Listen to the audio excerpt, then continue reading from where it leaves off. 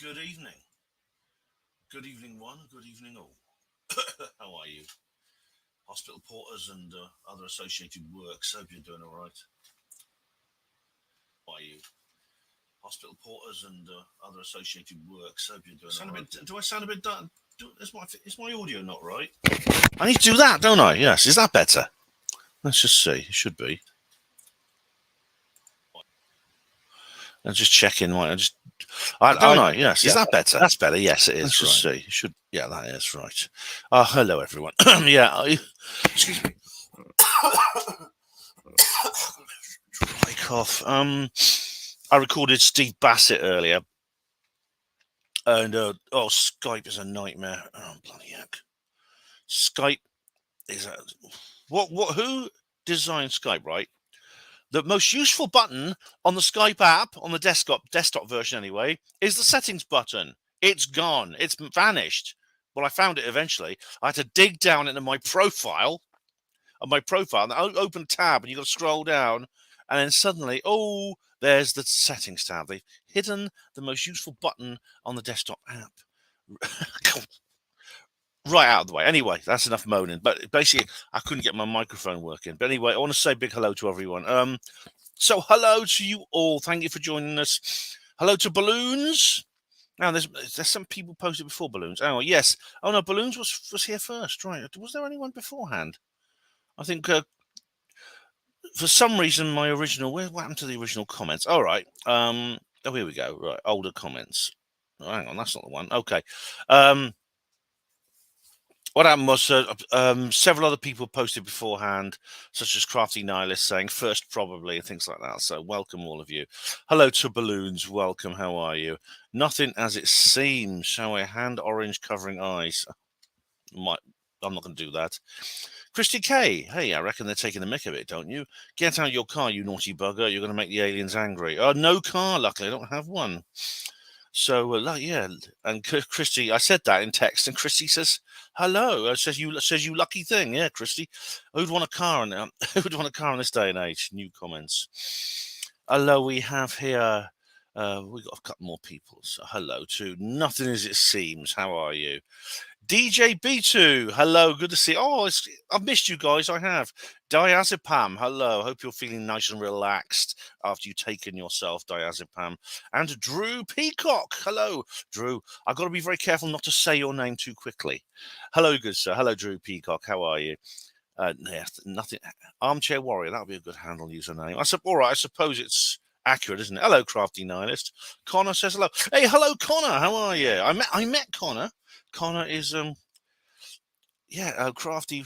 Yeah, the Crafty. I won't say exactly, but Connor is connected to the Crafty Nihilist. So and I met the Crafty Nihilist. They're going to appear on a future video of mine. Yes, it's already ready. I'm just editing it, and when all this damn hearing stuff is out the way, I'll be able to upload it.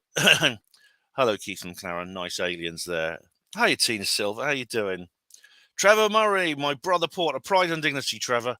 My co-host of Third Rail Radio, hello. David Schultz, how do you do? Good afternoon from my neck of the woods. Good. Thanks for joining us. David. Pie Pounder, that's a good name. Gary Robinson, how you doing? Hope the recording went all right. Sorry I couldn't join you. Oh, that's something. I'm not sure I should talk about that. Yeah. Tina, who'd want a car in a 15-minute city? Yeah, it's my. Yeah. Well, exactly. They're trying to encourage us to give us up, but they make it so different, so difficult. All right, he's my crafty son. Nihilist has said so. Okay. Hello, Mr. Great Owl. Welcome. How are you? Now, this is very very belated.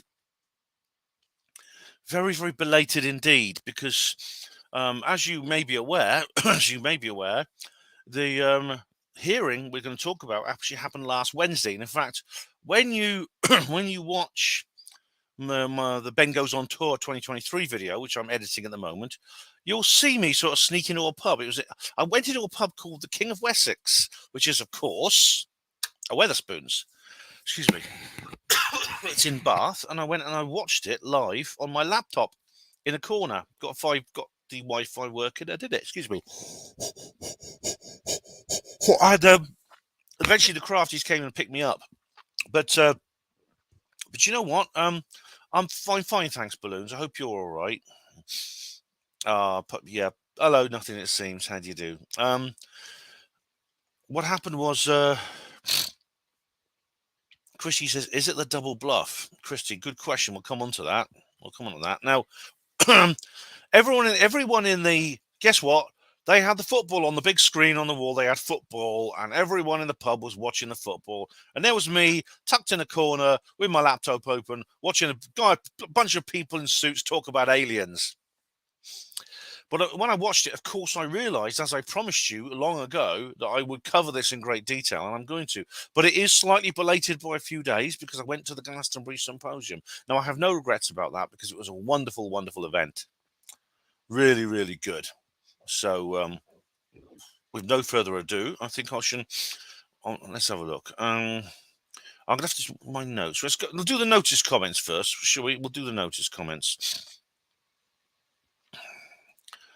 I'll do the right notice comments. All right, here we go. Right, Seth Aaron Fletcher says August already. Well, TMW. What's TMW? Is it one of these things? Hang on a sec.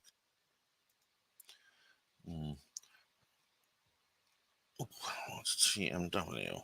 It's probably one of these like OMH or FFS or something. TMW. Mortgage Works. Okay. All right. August already. Well, the mortgage works, and it's only 17 degrees in Bath, Somerset, and pissing down with rain. It wasn't at 35 degrees this time last year. There was a heat wave last year, Seth, and you know what? I was actually in Bath. It was, you may well have guessed by now, the King of Wessex pub is in Bath. I watched the hearing in Bath. Alien Biker says we'll be there. Thanks, Alien Biker. Steve-O says the 14th. That's the 14th person post. I'm at work until 10. Might catch the good nights. Oh, cool. Well, you probably catch most of it, Steve. Steve-O, you will. Seth Aaron Fletcher says first. So thank you for those live stream comments. I've got them out of the way now. That's really, really good. I won't be able to answer all your comments as we go through this, unfortunately, because really, this is going to be a very long live stream. I mean, I'm thinking I might have to make it a two-parter. Do one part tonight, maybe do another part tomorrow. I'm sorry about that, but I'm gonna do a deep dive into this entire event. And I know someone suggested I could increase the speed, the playback speed. I think there's just there's too much going on for me to do that. I will stop at certain points and I will make comments. I will make observations and produce commentary on what we're doing here. So I'm not going to scrimp on that. So first thing to do is open the player. Here we go. And this is the Subcommittee on National Security, the Border Subcommittee on National Security, the Border and Foreign Affairs hearing. And you'll be familiar with these kinds of standard US Congress YouTube screens, won't you? Let's have a look. I'm gonna have to show you some of my notes. Let's have a look. There we go. Do that and do that. Now you should be able to see it. If I do that, I'll put it back a little bit because I want to be able to see the comments. I may stop and answer a comment occasionally. Now, you should all be able to see that. In fact, how do I check? I can't really check, can I? Let me know if you can see the video. You should be able to see the video. I'll tell you what. I'll check on my phone. Simplest thing to do. Oh, let's have a look. Let's have a look on my phone. There we go. Darling Slice Matter, hello, how are you? Here we go. Yes, you can. Good. I'll give myself a like there on my backup account. Thank you for all of you. Seth, in particular, watched me on Not My Rabbit Hole with Terry Joyce. It was a very, very good. It was a really great interview. Terry's a lovely lady, and I really like talking to her. And the chat was very active, and it was very interesting people. And thank you very much, all of you. Anyone who you can still watch it now. It's available now if you want to see it.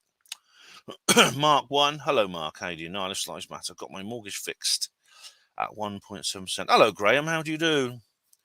Thanks for the awesome Isle of Man's free party. You're very welcome. I'm glad you enjoyed it. I'm glad you enjoyed it, Graham. I really am. Okay. You'll be able to see my running notes. I have the These notes are running notes I made while I was watching it live. All right, so you can. I will have to have these open while I'm watching this because we're going to have to. I'll have to refer to them a couple of times, even though I'm watching this a lot here, so you can see these things here. Now, I'm just going to go forward slightly because this is just the intro screen. They start the live stream about a few minutes early, or quite a number of minutes early. So, 58. Let's have a look. Are we on time? I remember it's slightly late, if I recall. There we go. So, I mean, there's several ways of doing it. I mean, I could edit it for highlights and things like that, and people would accuse me of.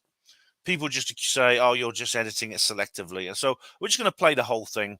To be honest, or the whole thing is interesting. Everything. I'll stop it at odd times and make commentary on it. Okay, 6 minutes late. There we go. Let's go back a bit. Mr. O. Okay, it's a few minutes late there. It is government after all. By the way, I'm glad this is happening now, because this was last Wednesday was literally 2 days before the congressional break.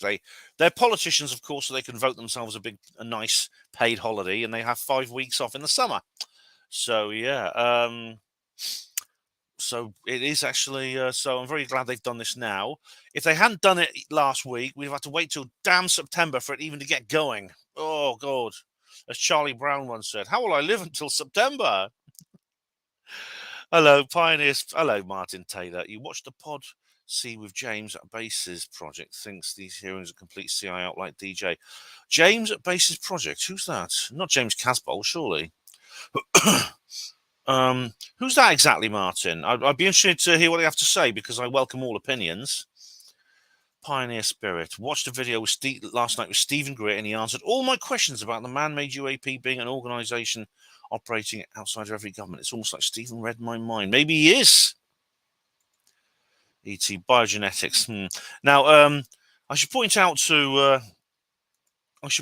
first of all to Martin. No, who is it? Trevor. Trevor and I present something called Third Rail Radio, which if I actually put something up in the notice for this particular video, I put a link to that. You can go and watch it. Because Trevor and I, for a whole hour, discussed exactly what we're hearing here. But anyway, let's carry on. You should be able to hear Mr. Grothman, the chairman, right now. The subcommittee hearing on unidentified anomalous phenomena, or UAPs, will come to order. Welcome, everyone. Without objection, the chair may declare a recess at any time. Additionally, without objection, the following members are waived onto the subcommittee for the purpose of participating in today's hearing. Mr. Burchett of Tennessee. Pioneer. I think Stephen watched our show yesterday. My goodness me. Maybe Dr. Stephen Greer's been watching us. Oh, dear, because I've been a bit rude to him in the past. So I hope he doesn't watch too much. Ms. Luna of Florida, Mr. Getz of Florida, Mr. Burleson of Missouri, Mrs. Ocasio-Cortez of New York, and Mr. What interests me, right, and this is one example here. This is the chairman, Mr. Grothman.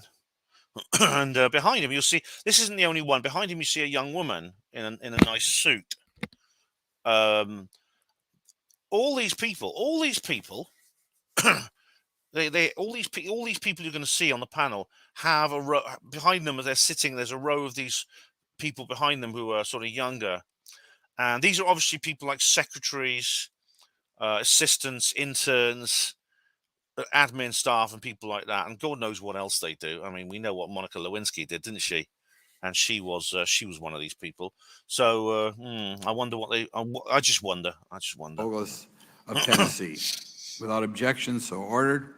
For today's just going to answer your question here, balloons. Ben, what do you do when the aliens land and you're trapped in your 15-minute city and panics erupt? Do you have a plan?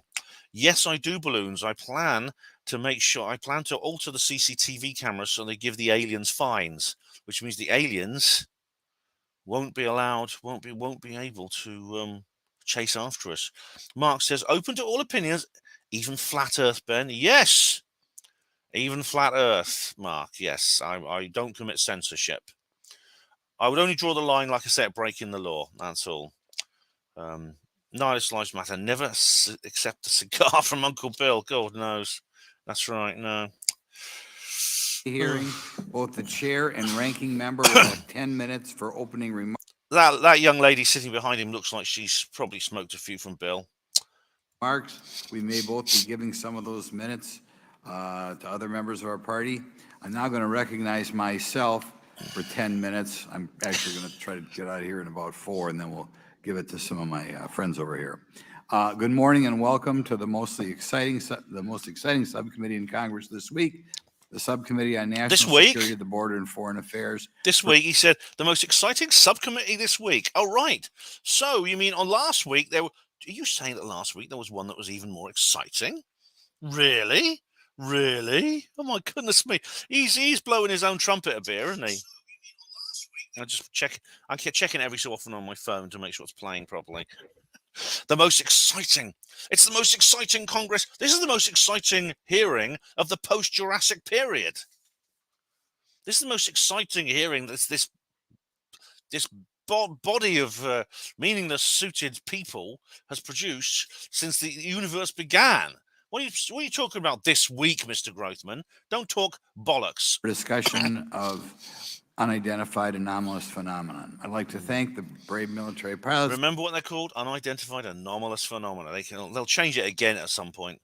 We might as well just go full circle and call them Foo Fighters. And personnel, such as the witnesses on the panel today, for sharing their stories on how they have engaged UAPs, which has brought attention to this matter. Curiosity and speculation from all walks of life have generated interest in studying what UAPs are. Oh, by the way, do you like? I should show you my T-shirt before we begin, because I'll forget later. All right? Do you like my T-shirt? You might not see it all because it will probably phase out when I stand up, but there's like a flying saucer there, and it says, "Told you so." Isn't that perfect? Ain't that perfect?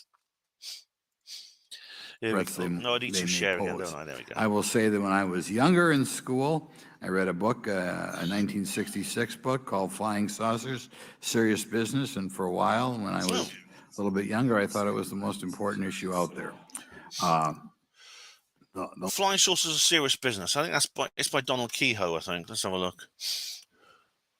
So just out of curiosity, I mean, I know that Donald Kehoe wrote The Flying Saucers Are Real. Flying Saucers Are Serious Business. Overwhelming. Oh, hang on. Flying Saucer, Frank Edwards. All right, it's Frank Edwards. Yep, it's an old look. This is it. That's a French version. So yeah, it sounds to me like it's quite a lack of a transparency regarding UAPs, which was one of the. Oh, Martin told me it was James Casbolt. Hello, Rod. How'd you do? Hello, Cosmic Claire. How are you? Nice to see you. Yes, Claire, I went to the Glastonbury Symposium, and I have actually, I appreciate you joining us, Claire. I have actually made a video, which will be available soon. And right, Martin says, yes, it was James Casbolt, the 8-minute Basis Project update. Oh, right, I haven't watched that yet. Yes, I have, Martin, I have actually had a notification from Miles for that, and I haven't actually watched it, so I will. Thank you very much. I'll have watched that. I'll let you know what I think. Crafty says, Mark says you should call this Through the Keyhole. That's a good one. Themes of that book. If it's by Frank Strangers, then it's actually Frank Edwards, right? Frank Strangers did the whole. Frank Strangers did the whole aliens at the Pentagon thing. Frank Edwards, it's probably quite a good book, which means it's good he brought this up at the beginning. Actually, yes, Claire, Richard Vobes was there. He brought this up at the beginning, and he mentioned it's actually good. I mean, this is, of course, is just an anecdote, and chairmen and women can sometimes do that. I think he's obviously signaling that he's open-minded. In any event, it's led to interest in studying what UAPs are and what threats they pose. The lack of transparency regarding UAPs has fueled wild speculation and debate for decades, eroding public trust in the very institutions that are meant to serve and protect them, as is evidenced by the large number of people we have here.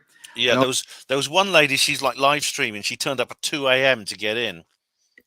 And there was an overflow room as well for more of the audience. And it's good he made note of that. Yeah, this is, if you go to the YouTube channel that broadcasts this, that is GOP Oversight, and they released a video every couple of days because they record all their hearings and they put them up on YouTube.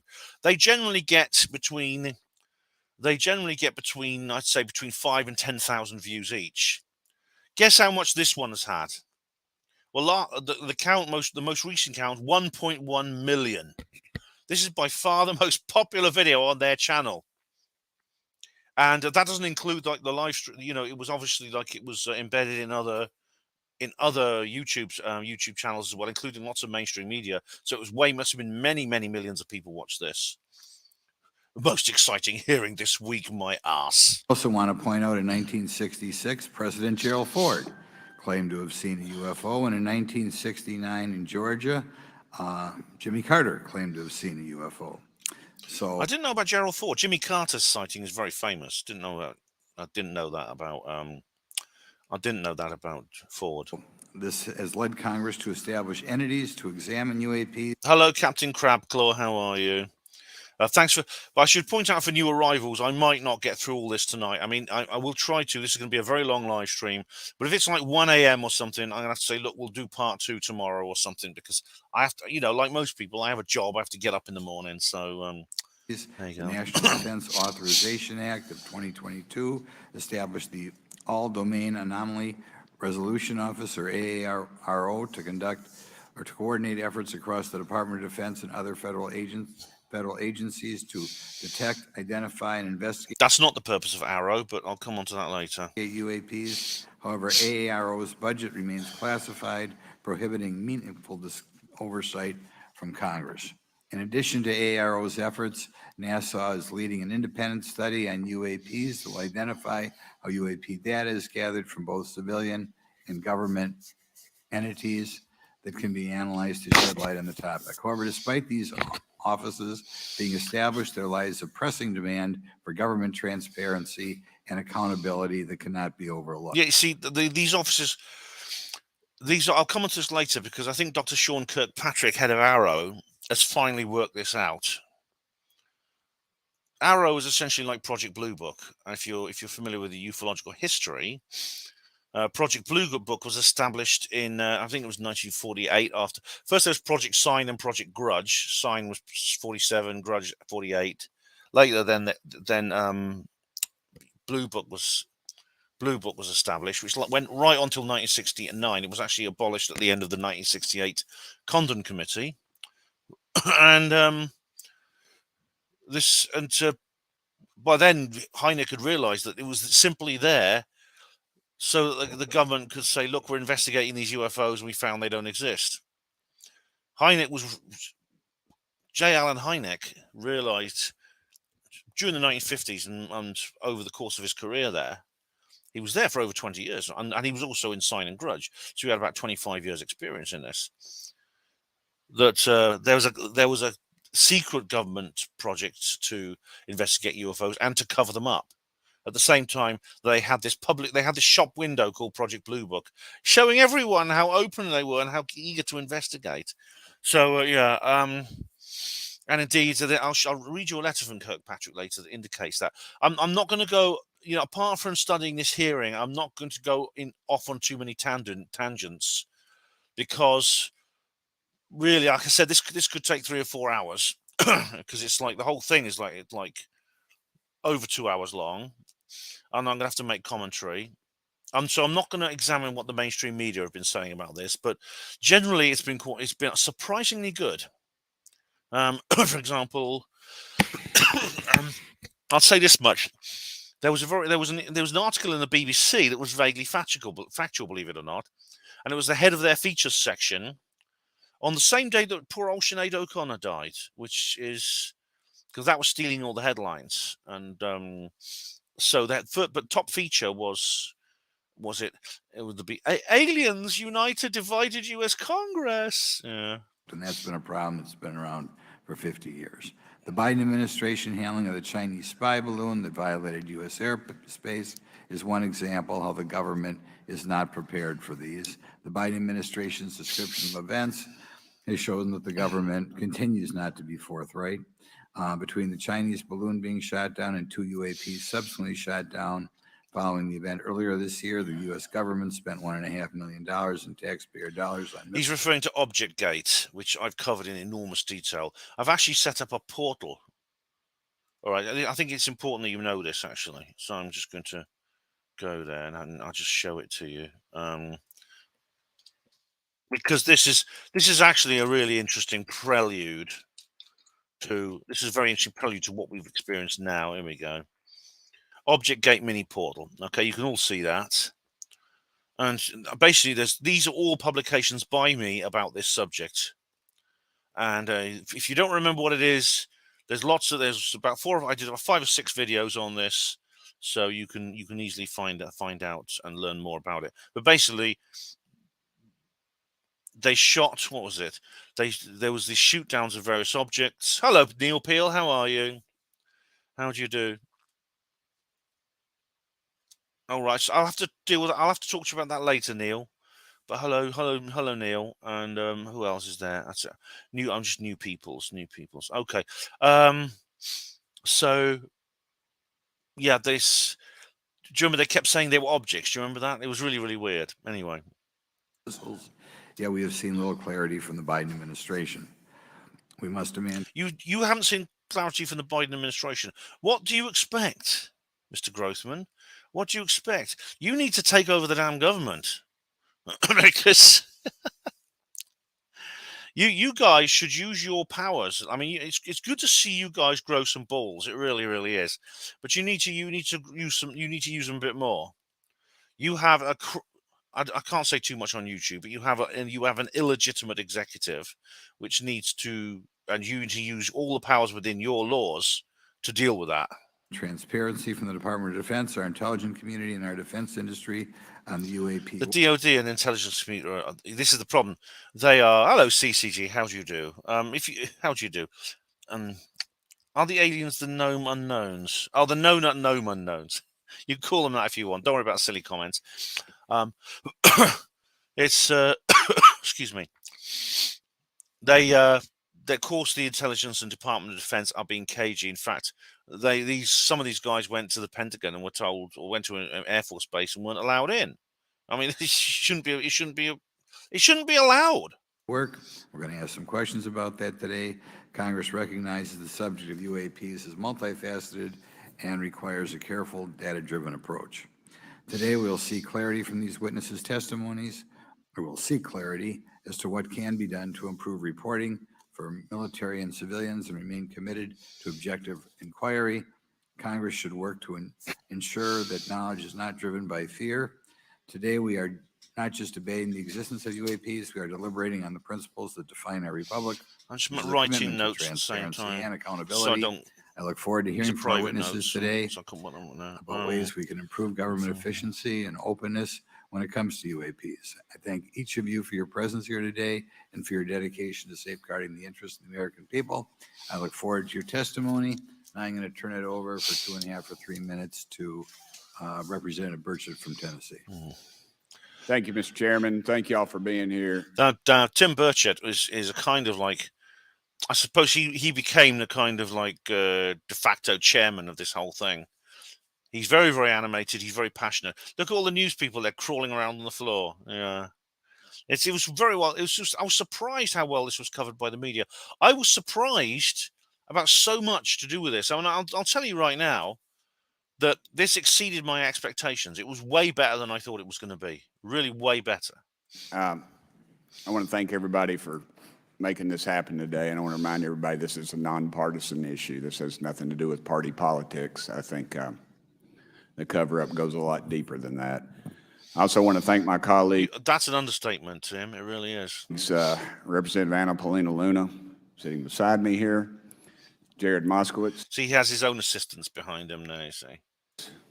My friend across the aisle has an incredible mind, and I'm anxious to hear his questions. My buddy Eric Burleson.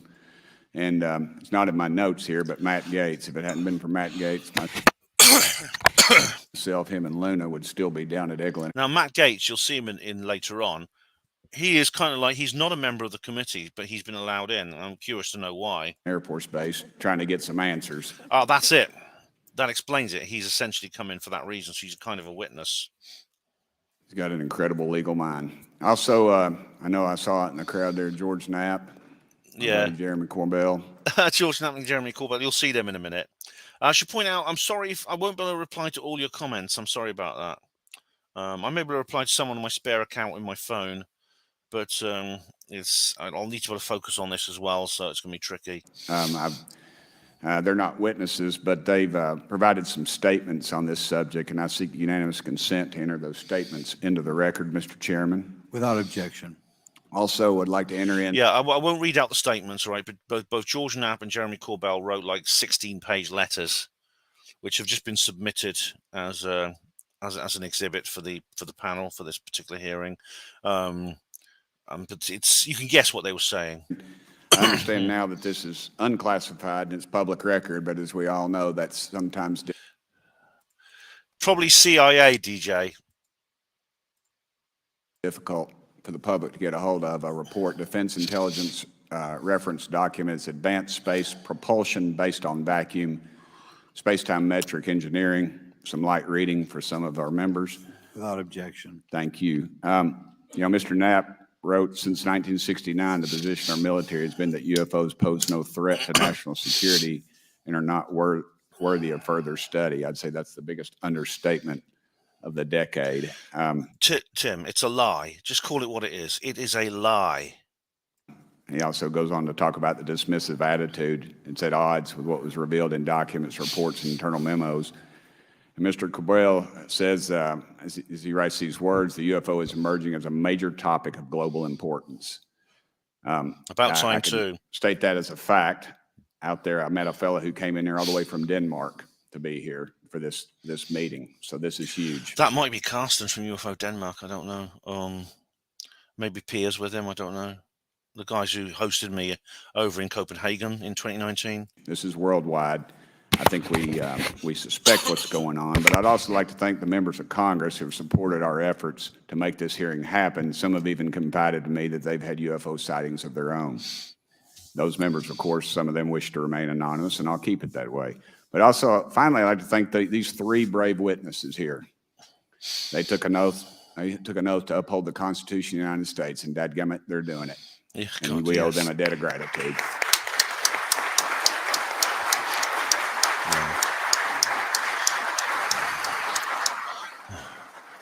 Applause during these sort of hearings is very, very rare. And in fact, it's kind of like, I mean, the chairman could like give them the gavel and say order.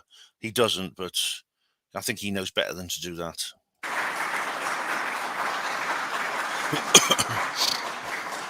Y'all quit clapping. You're cutting in on my time.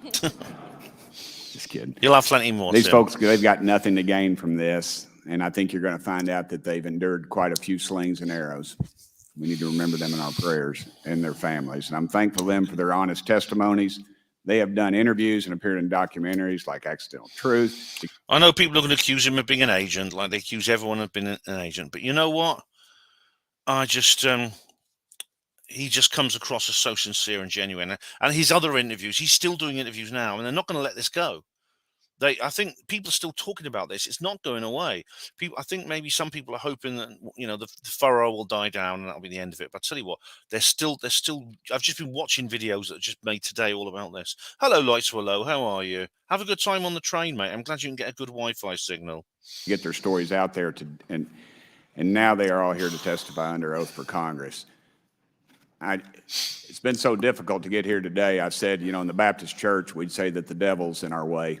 And the devil has been in our way through this thing. We've run into roadblocks from members, from the intelligence community, the Pentagon. I proposed legislation to go in the FAA reauthorization that just said if an airline pilot has a sighting, that when he makes that report to the FAA, that it would come to Congress. But I was told that the intelligence community did not like that, and the amendment was not even heard in committee. Well, that's very important information he's just given.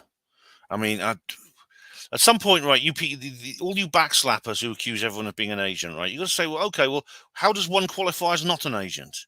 Because if this guy doesn't, who does? Who doesn't? Hey, who does not qualify as being an agent if Mr. Tim Burchett of Tennessee doesn't? I think it's time for this country to take back our country. We need to tell the folks at the Pentagon they work for us. Dadgummit, we don't work for them. I'd love to move to the United States just so I can vote for him.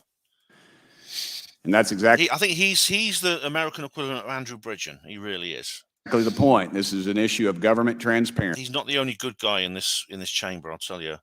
Hello, Sarah. How are you? Sarah Adams is here. Do you watched it too, Sarah? I know. I'm not surprised Taj did. I'm glad you did, and it's quite something. I think it really is quite something. We can't trust a government that does not trust its people. We're not bringing little green men or flying saucers into the hearing. Sorry to disappoint about half y'all. We're just going to get to. Oh, the backslappers won't like that, will they? But it's funny, like he keeps saying, like, you know, that if the government doesn't, remember that line? What was that line from V for Vendetta? People should not be afraid of their governments. Government should be afraid of their people. Yeah. I'll check out Lotus Eaters later, DJ. Cheers. The facts. We're going to uncover the cover-up, and I hope this is just the beginning of many more hearings and more people coming forward about this. I bloody hope and so, I yield too. back the remainder of my time. I think, is it to Representative Luna, Mr. Chairman, or is that? Yeah, we'll call Ms. Luna for her statement. The circumstances surrounding UAPs has captivated the attention of the American people for decades. But Mrs. Luna has been like, she's from Florida. She's one of the Florida Congress people. She's actually been she's been equally vociferous as Burchett, and has been another of these heroic type people. It really is. It's ingrained in even the minds of our nation's leaders, from Jimmy Carter to Barack Obama. Hillary. Oh, apologies. I've got to make a mistake. Sarah R. Adams is not actually in chat right now. It is Taj himself. Apologies. Of course, I forgot you used the same channel. So very sorry. Clinton to Donald Trump, Marco Rubio to Chuck Schumer, John Radcliffe to National Security Council officials. Yet from Roswell, New Mexico to the coast of Jacksonville, Florida, the sightings of UAPs have rarely been explained by the people who have. Why did you mention Roswell, Mrs. Luna? I know why. Of course, I know why. But it's still interesting she does mention Roswell, isn't it? First-hand accounts of these situations. This is largely due to the lack of transparency by our own government and the failure of our elected leaders to make good on their promises to release explanations and footage and mountains of overclassified documents that continue to be hidden from the American people. This isn't just how I feel. In fact, the American people largely believe that the government has actively covered up the truth about UAPs. One poll in particular found that 68% of Americans believe that the government is hiding information about UAPs and not being honest about what we know. 68%, really? 68%. It's. I mean, I hope that's true. I've seen no doubt. I mean, the figure used to be around about 20%, and I didn't mean to pause it to make it look like Mrs. Luna's gone to sleep, but seriously, 68%. I mean, I hope that's true, because that shows a huge awakening. No doubt it will be going up, regardless. About them, and from my personal experience, I believe the same thing. Another poll found that nearly half Americans believe that the federal government is doing a very bad or somewhat bad job of dealing with reports of UFO sightings. As Representative Burchett just referenced on the FAA bill that just went through, you can tell. Yeah, well, they've got Arrow they've got their like cuddly little, shop, as I say, a shop window version, which is Arrow. And Arrow is a bit like Nick Pope's UFO desk. It serves a similar purpose. And as you'll find out, I mean, I will, if I've got time, I'll come on to this. But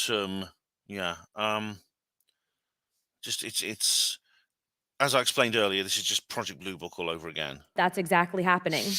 Considering the thousands of testimonies and videos taken on people's phones and eyewitnesses' accounts made by credible witnesses such as doctors, pilots, scientists, and active duty service members, it is unacceptable to continue to gaslight Americans into thinking that this is not happening or that the potential of intelligent life forms exists other than humans. Brilliant. She's not mincing her words. She's used the word gaslight.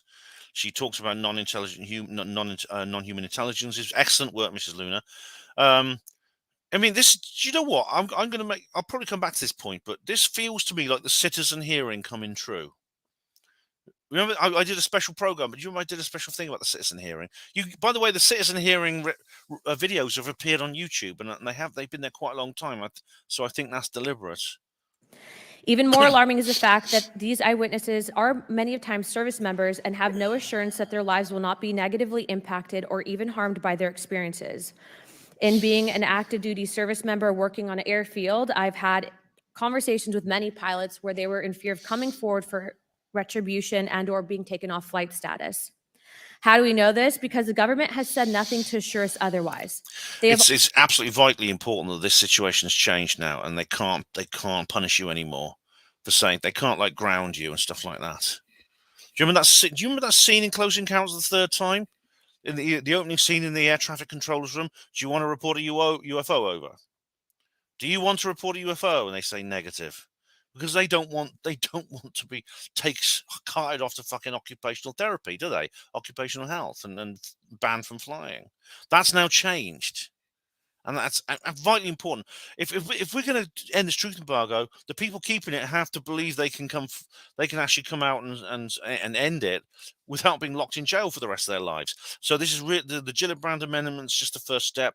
There'll hopefully be more. This hearing is like a really important thing. Also did nothing to calm the concerns of over 20% of Americans who have reported to have seen UFOs or UAPs. What's Burchett's conferring with his CIA overlords there? See? We are simply told not to question the government and that the government has it under control.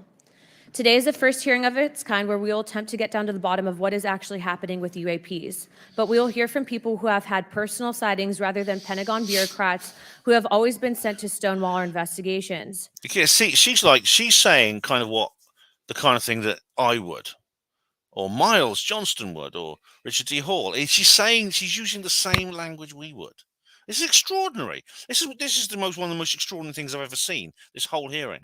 Just so that the press knows and the people know, we were even denied access to a classified briefing in a SCIF prior to this hearing due to the amount of hoops that we had to jump through to grant temporary clearance to witness Grush, who has knowledge of classified information. It is time to have an open-minded discussion on this topic, to hear the evidence and understand the magnitude of what this means, not just for our nation, but for humanity. Thank you, Chairman. I yield back the rest of my time. Thank you very much, and I'd like to thank you and Mr. Burchett for. I think you'll notice during the course of this hearing, a lot of them yield early. Hello, Williamism. How you doing? Yeah, her name's Luna Moon. That's right. Yes, Touring. Hello, Touring, and how are you? A lot of them yield early. I think it's to give Tim Burchett more time. I think they've planned this out, that Tim Burchett is going to take the lead. This has been planned beforehand. I wouldn't be surprised if they've rehearsed it. In fact, there's probably been a number of covert hearings, so they're familiar with a lot of this information. I'll find other examples of this. Topic to my attention. Now we'll recognize National Security Subcommittee Ranking Member Garcia for 10 minutes. Well, thank you, Mr. Chairman, and I want to thank first our witnesses for joining us today. I want to begin by thanking you all for your service to our country and for sharing your voices today and your courage to be here as well. To Mr. Graves, particularly grateful to you to spend some time that we had for you to share with candor some of your experiences, so I appreciate that as well. I do want to thank all the... His hair, he looks like Rishi Sunak, doesn't he? His bloody hair is terrible. Sorry. I just had to make that observation. Members of our subcommittee today, and also those that are here and have waved on for their incredible interest in this issue, particularly to Congressman Burchett. I know that your leadership has brought us to this place today, and I want to thank you for that, as well as everyone else that's been engaged in this work. I also want to thank the oversight staff, who I know has been working very hard to ensure that today's hearing is serious, that it's transparent, and that it also provides appropriate answers, as our oversight body always demands. Now, it's really important that we're here in a bipartisan way to have this conversation, which really, to the heart of it, is about national security and key to the subcommittee's core purpose. This is the subcommittee on national security of the Oversight Committee. Now, our witnesses will testify today that UAPs have posed a serious safety threat, and we must understand this. More broadly, we're dealing with real questions that get to... Has he got an earphone in? Do you see Garcia? I'm using the cursor now. Mr. Garcia here has what looks like a radio earpiece. It's wireless and it's in his left ear. I'll see if any of the others have that. See, it can't be an ear. It's not an earring. I mean, it must be something else. The heart of our faith in government. Faith in our institutions, as we all know, is at an all-time low. Partisanship and Yeah, why is that, mate? Why is that? alternative facts make it too easy to doubt narrative or our institutions. But this hearing will offer the public unique perspectives, building on years of reporting by both federal agencies and the independent media. Now, some of the earliest reporting on this issue was a groundbreaking 2017 New York Times report, which revealed research, as we know now, on unidentified anomalous phenomena, or as many call UFOs, by the Defense Intelligence Agency. Mr. Graves and Commander Fravier's experiences with UAPs have also been documented by the public, not just by the New York Times, but CNN and many other national news outlets. Now, the Office of the Director of National Intelligence has published public reports documenting UAPs, and on June 9, 2022, NASA announced that the agency is commissioning a study to, of course, examine unidentified anomalous phenomena. Now, the sheer number of reports, whistleblowers, and stories of unidentified anomalous phenomena should raise real questions and warrant investigation and oversight. And that's why we are here today. Now, pilots have reported encounters for years. Now, because of the stigma around reporting these incidents, we still don't have a complete picture of actually what's going on. Well, stigma is reduced. It's completely reduced, but there's still people, I think, who would be wary of it, I think, depending on the nature of their encounter. Particularly as our witnesses will testify on the civilian side, and that is a real problem that we have today in the country. Now, it's very important that we show that Democrats and Republicans in Congress can come together in a bipartisan way to cut through misinformation and to look at the facts in a serious and thoughtful manner. If we are to advance oversight and public disclosure, we must also gain the broad... That's disclosure with a small d, by the way. I'm sure he means disclosure with a small d. ...support of the public. We will succeed getting facts out to the public faster if there is a broad public support as part of the process. Now, I understand fully the Department of Defense is hesitant to share information that could also undermine our national security. Now, that is an understatement. By revealing information on the capabilities of our own aircraft, our sensors, and other sensitive material. At the same Oh, good. I can use the space bar for the pause button. Good. time, many people believe that we're withholding information from them, and that is dangerous also. I believe in open... Yeah, but is it true or false, Mr. Garcia? If it's dangerous that we believe this, but it's also dangerous if we're only believing it because you're withholding information, and that in itself is dangerous. Openness and transparency, that is also the role of Congress, and I want to trust that the American people will be able to weigh the evidence and make up their own minds. Now, we have incidents where sensors, sometimes even multiple types of sensors, detect things that we cannot explain. UAPs, whatever they may be, may pose a serious threat to our military or civilian aircraft, and that must be understood. Now, my career and training as a longtime and career educator and teacher and researcher tell me that we should never rule anything out. We know that our space, of course, is vast and undiscovered. That's Nick Pope's line. I also want to note that Mr. Sean Kirkpatrick, director of the All-Domain Anomaly Resolution Office, the component of the DoD office that investigates UAP data, has testified before the Senate this year that his unit has found no evidence of extraterrestrial activity. NASA is also... That was the previous hearing I did a video about, and I did a breakdown of it too. That was old Kirkpatrick sitting in front of Kirsten Gillibrand and the others. Also stated they don't have evidence of extraterrestrial life either. It's bloody boring, of course, yeah. from some of our government agencies. And we should remind viewers... I should point out, right, if any of you are thinking that this is just going to be a longer, more drawn-out version of the Senate committee hearing last year, or sorry, last in the spring, I think it was in May, you're wrong. This is totally different. This is actually totally different, even to like the Condon committee or things like that. It's totally different to anything, and including the House committee last year. This is totally different to all of them. This is far more important and groundbreaking. And witnesses, which I think is really important, that we also cannot share classified information in public settings. But questions, of course, remain that people want to see data and information for themselves. The enormous interest in the hearing today underscores the importance of a fair and open look at the evidence from witnesses who can share their unique perspectives. Now, I know I certainly have a lot of questions, and I know that all the members of our committee do as well. We should come to this hearing with an open mind, and we should not let our existing ideas restrict us on either side. I hear over and over from many agencies the stigma around reporting and investigating UAPs prevents us from getting real answers. We know that whistleblowers have reported harassment, intimidation, or stigma as well. and this is not acceptable. If people can't report incidents which would have national security or safety implications, then that also has serious consequences for us. As ranking member of this subcommittee, I know my job would be completely impossible if whistleblowers or others feel intimidated to come before this committee. We can't be afraid of asking questions, and we can't be afraid of the truth.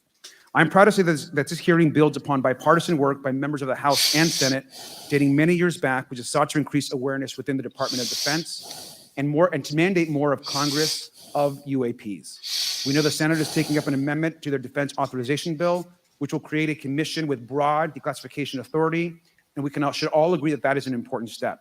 Members of both parties and senior officials in multiple administrations have taken an interest in this issue, and we're proud to carry and build that confidence in the American people. This hearing will also not be the end of the discussion, but a new chapter and start to years and years of work that many folks, both in the public and within government, Hi, Sorenable. How are you? have been working on. We should encourage more reporting, not less, on UAPs. The more we understand, the safer we will be. We will hear testimony from witnesses today with a long record of service to the American people and with subject matter expertise. Our witnesses have a unique opportunity to share the perspective, insights, and their experiences with the American people. And I encourage all of my colleagues to engage with these difficult questions with an open mind and to follow the facts on behalf of our country. I also just want to say more broadly that we should look at this hearing and believe that everything is on the table as it relates to UAPs. I think an open mind is absolutely the best. I want to yield the 2.5 minutes, the remainder of my time, to the representative from Florida, Representative Moskowitz, for an opening statement. He also has been very much engaged in this issue, and I want to thank him for his leadership. Congressman. Thank you, Ranking Member Garcia. Thank you, Mr. Chairman. I want to thank Tim Burchett. This is Mr. Moskowitz is another Florida congressman. He's a Democrat, whereas Mrs. Luna's a Republican, but they're sort of like both on the same side with this. And Anna Paulina Luna for their leadership in pushing this hearing forward. I want to thank, obviously, committee staff and their staff working on this on a bipartisan basis. Don't wear light blue suits, mate, for goodness sake. Hi, Tina. How you doing? Have I got a bit of hay fever? I haven't had that for years. Maybe it's coming back. Because many Americans are deeply interested in this issue, and it shouldn't take the potential of non-human origin to bring us together. Additionally, I want to thank the witnesses for coming forward to share your perspectives, your thoughts, and the sightings of UAPs. Unlike other hearings many times in Congress, you're not here to help a political party, but you're here to share information with the American people. And it's not something that is just going on in this administration. It's something that's spanned many administrations. For decades, many Americans have been fascinated by objects mysterious and unexplained, and it's long past time that they got some answers. The American public has a right to learn about technologies of unknown origins, non-human intelligence, and unexplainable phenomena. Those are not the words of a UFO Twitter account. Though that is a direct quote from Majority Leader Chuck Schumer, that the American public has a right to learn about technologies of unknown origins. Now, that was a huge surprise, wasn't it? I mean, I won't go into that this evening, but yeah. Human intelligence and unexplainable phenomena. In an interview with Fox News, recent former Director of National Intelligence John Radcliffe confirmed the U.S. government is aware a lot more sightings of UAP. UFO Jesus has just actually uploaded a video. I've almost finished watching it before I came on the air. Entire compilation of John Radcliffe's various statements. I covered this in a video. I did a couple of articles about it as well. And that they have not made that information public. I quote, "There are a lot more sightings that have not been made public," Radcliffe said to Fox News. For me, this hearing is about... Tad says, who are the kids sitting behind him? Yeah, they've all got them. They've all got like these young assistants sitting behind them, who I think they're interns and secretaries and things. And as I was saying earlier, God knows what else. Transparency. We unfortunately live in a time in which many people distrust government and our institutions, and overclassification of information away from the American public or even Congress contributes to today's politics. The American people have regular questions. What are UAPs? How come the media doesn't report more on them? Are they foreign adversaries? Are they U.S. technology? Are they something else? They ask themselves, how come when a Russian jet shoots flares at one of our drones, we have perfect pictures and videos to show the American people and the world? But when it comes to UAPs, nothing. Of course, we must always protect our national security to maintain our superiority, like when stealth helicopters were only rumored to exist, but were used in the Osama bin Laden raid in 2011. Or were they? Sorry, that's a big tangent. But we can't allow that to be used as a shield to keep the American people completely in the dark from basic truths. The American people deserve to hear more about special access programs. Congress has a right to know if there's any unsanctioned weapons development, satellite imagery that has not been provided to Congress. Congress created the All-Domain Resolution Office in the NDAA of 2022. In its initial analysis, there are 171 uncharacterized UAP reports, and this is the words from the report, that appear to have demonstrated unusual flight characteristics or performance capabilities. I believe more information is known about the 171 instances. It's time for Congress to reinsert ourselves. I call on our military leaders and intelligence officials to release more information to the American people about UAPs. And to our military leaders, if there's nothing to conceal, let Congress go to Wright-Patterson Air Force Base, the Dugway Proving Ground, or even Groom Lake in Nevada. We should have disclosure today. We should have disclosure tomorrow. The time has come. With a big or small d, but yeah, I mean, they're saying we want to get into these secret bases. I mean, that's what I want to. Those are the kind of people I want to vote for. People with bloody spirit, people with guts, people who want to be leaders, not just like spend money and things like that, and be sort of like sophists and warblers and ramblers. Thank you, Ranking Member. Thank you, Mr. Moskowitz, and I would yield back now to our chairman. Thank you. Right, now I'd like to introduce our witnesses. Okay, the opening statements are over with now. Now we get on to the more interesting bit, the witnesses, 3 witnesses. This, by the way, I should point out, is David Grush's first public appearance since he was on News Nation. Now, a lot of the backslappers and the skeptics have asked questions about this. A lot of backslappers go on about how Grush basically deleted his entire social media profile. The reason I think that is actually very simple, isn't there? There's nothing sinister or notorious about that. There's nothing furtive. What it was is how I think Ross Coulthart probably advised him to do that, because Ross has had a lot of aggravation from trolls and things like that. And of course, he will be approached by various people, both supportive people, but also people who want to just abuse him and things like that and call him names. And probably he may not know quite what he's getting into. Probably, I guess Ross Coulthart said, look, just shut down your Twitter and Facebook. It's the only way. You have to keep these people away from you, because his job is hard enough already. Our first witness is Lieutenant Ryan Graves. He's the Executive Director of Americans for Safe Aerospace. Lieutenant Graves is also a former U.S. Navy F-18 pilot with his own unit. You may remember this guy. He's one of the. He's not been as vocal as Fravor, but he's one of the pilots who's spoken out about UAP experience. The next witness, David Grush, is a former senior intelligence officer with the. You see behind them there. There's George Knapp. There's George Knapp. There's Jeremy Corbell, looking sort of like conducting themselves probably. That there is McCulloch, I think, who is Grush's lawyer. Either him or I can't remember. It may be him. I don't know what this guy looks like, but Corbell just did a video saying that McCulloch was sitting right behind Grush. So that's probably Mr. McCulloch, the lawyer. National Geospatial Intelligence Agency, and was a senior technical advisor for UAP issues. And finally, retired Navy Commander. Can you just imagine what the body language, all these body language bods are going on about now? I mean, I bet Richard D. Hall is like he's desperately on the phone to Peter Hyatt saying, Peter Hyatt, please, you've got to get onto this. Hello, Tolkien Study. How do you do? As you know, I have a very low opinion of statement analysis and body language. I won't go into detail. I've gone into detail before. Basically, it's not an exact science. All the experts don't agree on it. They didn't agree on the News Nation appearance either. Also, it tends to be used by people who've abandoned all other forms of research. So it's body language analysis and statement analysis tends to be used by people who essentially are not interested in any other form of research. It's often used as a substitute for other methods, which I think is very bad. David Fravor, squadron leader who worked as a naval Of course, aviator you're all familiar with this guy. He's been on the media a lot. Another pilot from the US Navy. 18 years. Mr. Fravor has his own UAP experience known as the TikTok event. I look forward to TikTok. Oh, God, don't go saying TikTok, please.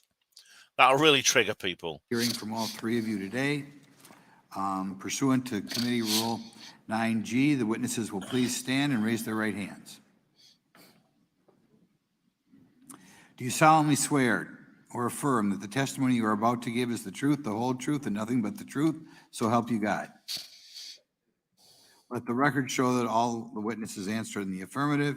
You may be. That has got to be one of the most important moments in this entire hearing. That what you just read, they actually swore to tell the whole truth, nothing but the truth, so help me God, changes everything. It changes.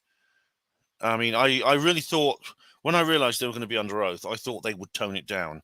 I thought that all three of those witnesses would not repeat. They would probably say some basic stuff they said to Tucker Carlson or Ross Coulthard, but there's no way once they're under oath they would do that, because if you're under oath and if you're on a TV program and you lie, nothing happens.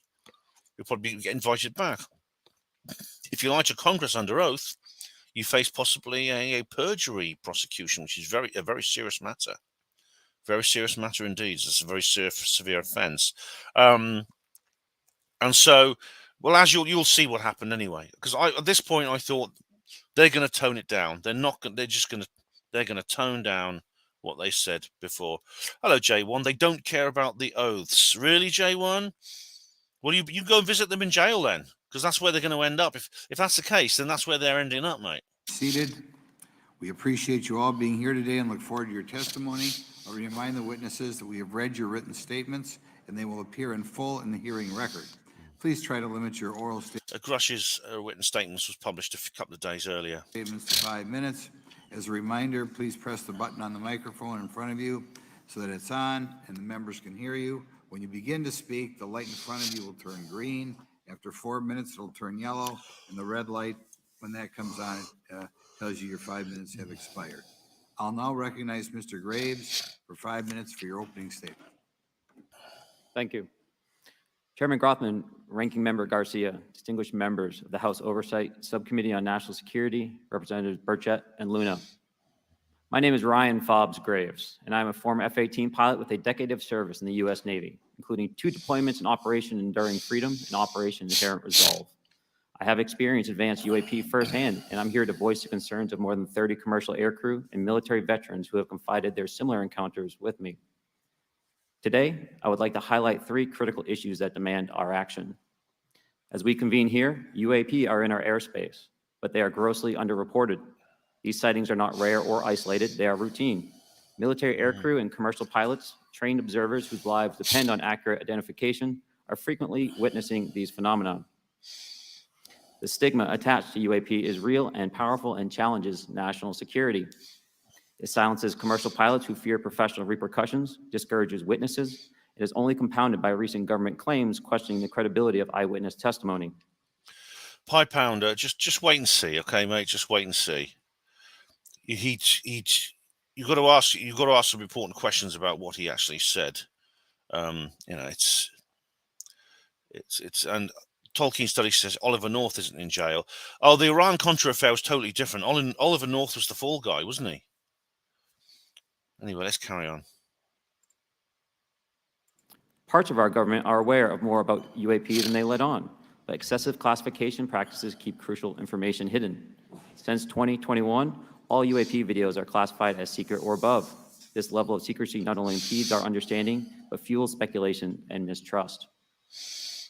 In 2014, I was an F-18 Foxtrot pilot in the Navy Fighter Attack Squadron 11, the Red Rippers, and I was stationed at NAS Oceana in Virginia Beach. After upgrades were made to our jet's radar systems, we began detecting unknown objects operating in our airspace. At first, we assumed they were radar errors, but soon we began to correlate the radar tracks with multiple onboard sensors, including infrared systems, eventually through visual ID. During a training mission in Warning Area Whiskey 72, 10 miles off the coast of Virginia Beach, 2 F-18 Super Hornets were split by a UAP.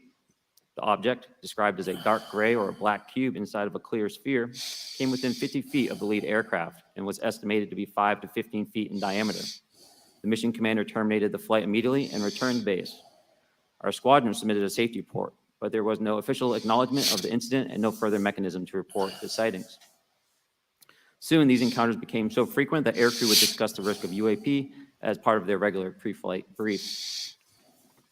One of these open secret things, isn't it? Recognizing the need for action and answers, I founded Americans for Safe Aerospace. The organization has since become a haven for UAP witnesses who were previously unspoken due to the absence of a safe intake process. More than 30 witnesses have come forward, and almost 5,000 Americans have joined us in the fight for transparency at safeaerospace.org. The majority of witnesses are commercial pilots at major airlines. Often, they are veterans with decades of flying experience. Pilots are reporting UAP at altitudes that appear above them at 40,000 feet, potentially in low Earth orbit or in the gray zone below the Kármán line, making inexplainable maneuvers like right-hand turns and retrograde orbits or J. 5 observables. Sometimes these reports are reoccurring, with numerous recent sightings north of Hawaii and in the North Atlantic. Other veterans are also coming forward to us regarding UAP encounters in our airspace and ocean. The most compelling involve observations of UAP by multiple witnesses and sensor systems. I believe these accounts... And you can hear me puffing and panting on the mic. Sorry about that. I can mute it. Yeah, I'll mute it, mate. All right. I just remember to unmute it when I'm talking. ...are only scratching the surface, and more will share their experiences once it is safe to do so. In closing, I recognize the skepticism surrounding this topic. If everyone could see the sensor and video data I witnessed, our national conversation would change. I urge us to put aside stigma and address the security and safety issue this topic represents. If UAP are foreign drones, it is an urgent national security problem. If it is something else, it is an issue for science. In either case, unidentified objects are concerned for flight safety. The American people deserve to know what is happening in our skies. It is long overdue. Thank you. Mr. Rush? Hang on. It's probably easier for me just to do this. What you're about to hear, the man I think is the key witness here. Okay. Mr. Chairman, ranking members and congressmen, thank you. I'm happy to be here. This is an important issue, and I'm grateful for your time. Hi, Welsh My name is Ripper. David Charles Grush. I was an intelligence officer for 14 years, both in the U.S. Air Force, both active duty, Air National Guard, and Reserve, at the rank of major, and most recently from 2021 to 2023, at the National Geospatial Intelligence Agency, NGA. Taj, yes, 3 witnesses pulled out. I mean, I think there may have been even more. Who they were, we're not sure, but it's, what we got for this was actually still pretty good. What we got today, because if these 3 pulled out, and if these 3 men hadn't been here, I wouldn't have taken much notice actually of this particular event. It wouldn't have been very interesting. At the GS-15 civilian level, which is the military equivalent of a full bird colonel. I was my agency's co-lead in unidentified anomalous phenomena and transmedium object analysis, as well as reporting to the UAP task force, UAPTF, and eventually, once it was established, the All-Domain Anomaly Resolution Office. I'm not going to go into details now with this, but Kirkpatrick has just posted a letter saying, an open letter saying that Grush was never involved with Arrow or never spoke to Arrow or anything like that. I'm not going to go into it tonight because I'm not going to have time. All right, I was hoping I could do that. I won't. What I'll do is I will go into it in my next UFO disclosure video. I've got Steve Bassett on it. I became a whistleblower through a PPD-19 urgent concern filing in May 2022 with the Intelligence Community Inspector General. Following concerning reports from multiple esteemed and credentialed current and former military and intelligence community individuals that the U.S. government is operating with secrecy above congressional oversight with regards to UAPs. My testimony is based on information I've been given by individuals with a long-standing track record of legitimacy and service to this country. many of whom also have shared compelling evidence in the form of photography, official documentation, and classified oral testimony to myself and my various colleagues. Sorry, pie I have pounder. taken every step I can to corroborate this evidence. Professor Simon is suggesting that non-human entities are recovered are Russian chimps. Yeah, I think he's probably been reading Annie Jacobson's book on Area 51, or maybe even that Douglas Duane Dietrich. I mean, the only difference between Dietrich and Jacobson is Dietrich said it's the Japanese, Jacobson says it's Russians. But it's both nonsense. Both of them are absolute nonsense. And well, Professor Simon is a bit of he's a fool. I mean, he's now trying to rewrite his own history because I think he sees the writing on the wall. But anyway, I won't go into more detail on that, pie pounder, but I'll check the video out at some point. Over a period of 4 years while I was with the UAP task force, and do my due diligence on the individual sharing it. This is because of these steps, I believe strongly in the importance of bringing this information before you. I am driven by a commitment of both to truth and transparency, rooted in our inherent duty to uphold the United States Constitution and protect the American people.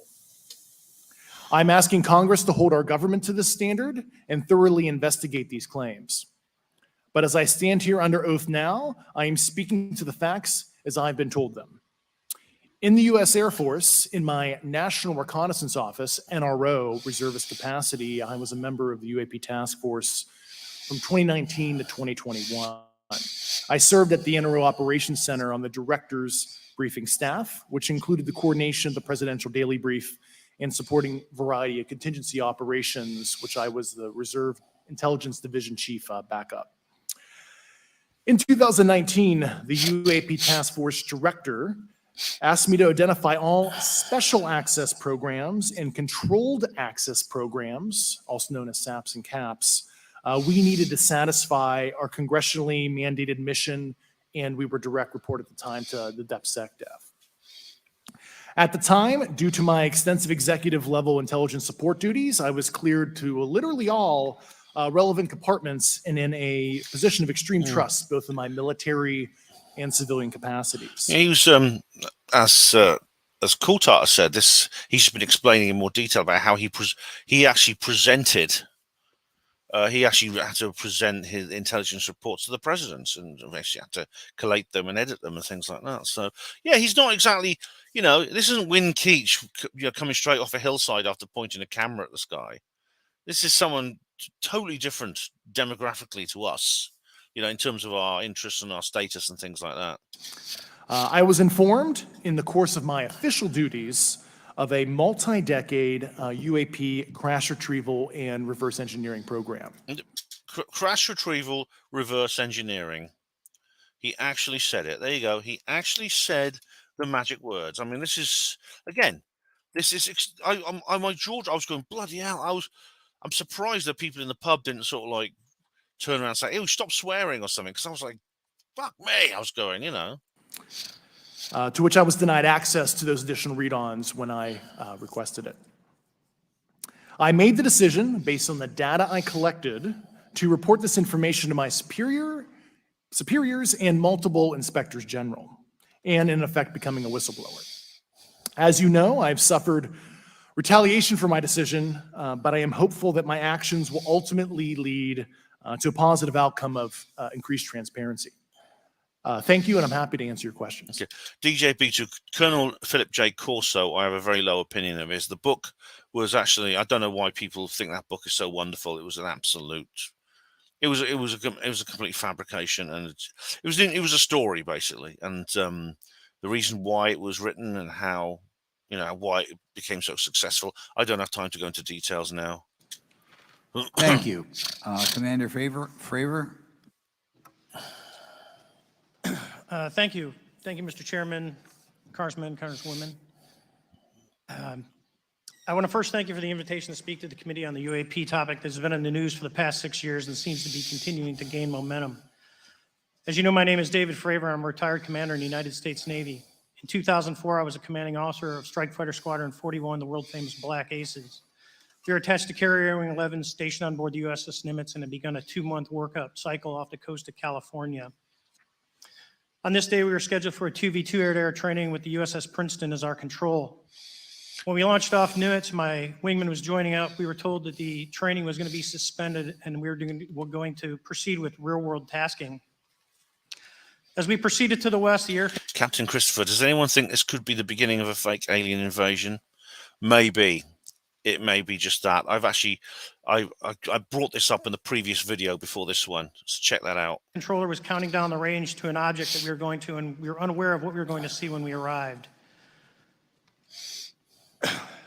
The controller told us that these objects had been observed for over 2 weeks, coming down from over 80,000 feet, rapidly descending to 20,000 feet, hanging out for hours, and then going straight back up. If you've not watched it yet, please do watch the video, the film, the documentary, A Tear in the Sky. You can get it for a very cheap price on Amazon, because it's basically an independent study of the very thing that Commander Fravor's talking about. Those don't realize above 80,000 feet is space.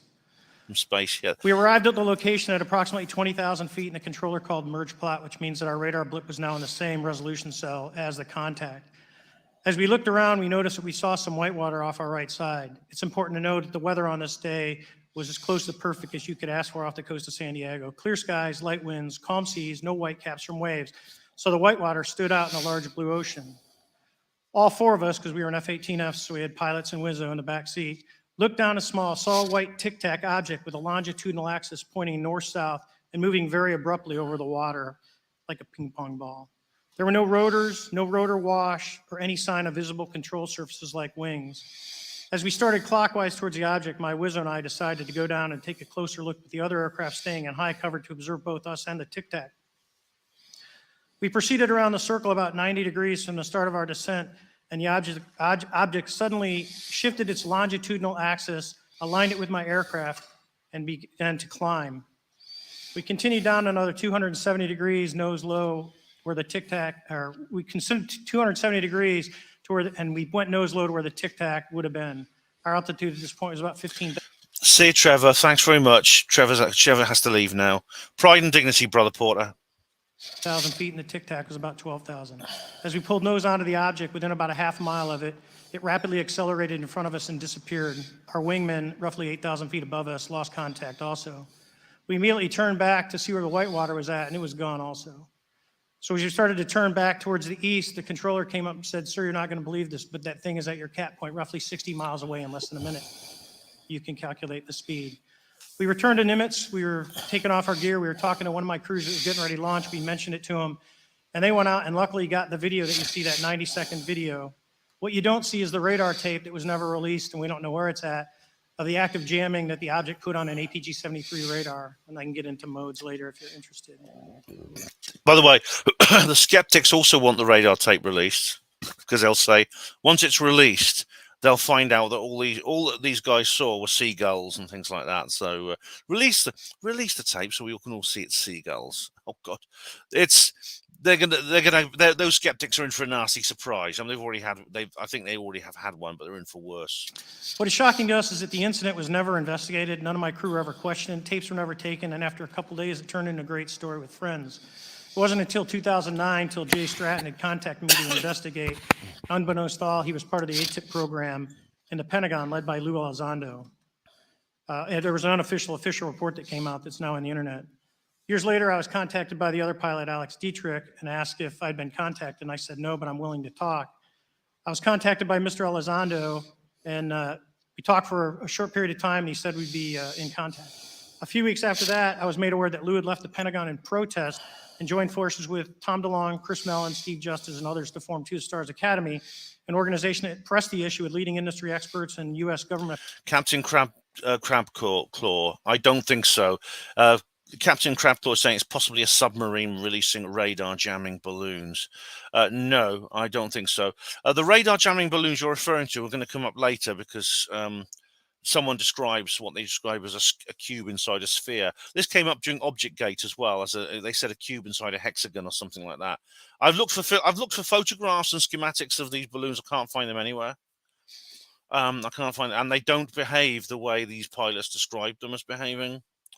They are literally just floating balloons. Officials. They worked with Leslie Keene, who is present today, Ralph Blumenthal, and Helene Cooper to publish the articles in the New York Times 2017 New York Times.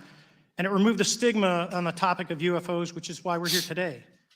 Those articles open the door for the government and public that cannot be closed. It has led to an interest from our elected officials who are not focused on little green men, but figuring out where these craft are, where are they from, the technology they possess, how do they operate. It also led to the Whistleblower Protection Act and the NDAA. There are multiple witnesses coming forward to say that have firsthand knowledge, and Mr. Grush just covered that. What concerns me is that there's no oversight from our elected officials on anything associated with our government processing or working on craft. Believe not from this world. This issue is not a full public disclosure that could undermine national security, but it is about ensuring that our system of checks and balances works across all work done in the government using taxpayer funds. Relative to government programs, even unacknowledged WAVE programs have some level of oversight by the appropriate committee members in the House and Senate. And this work that is said to be occurring from whistleblower testimonies should not be exempt.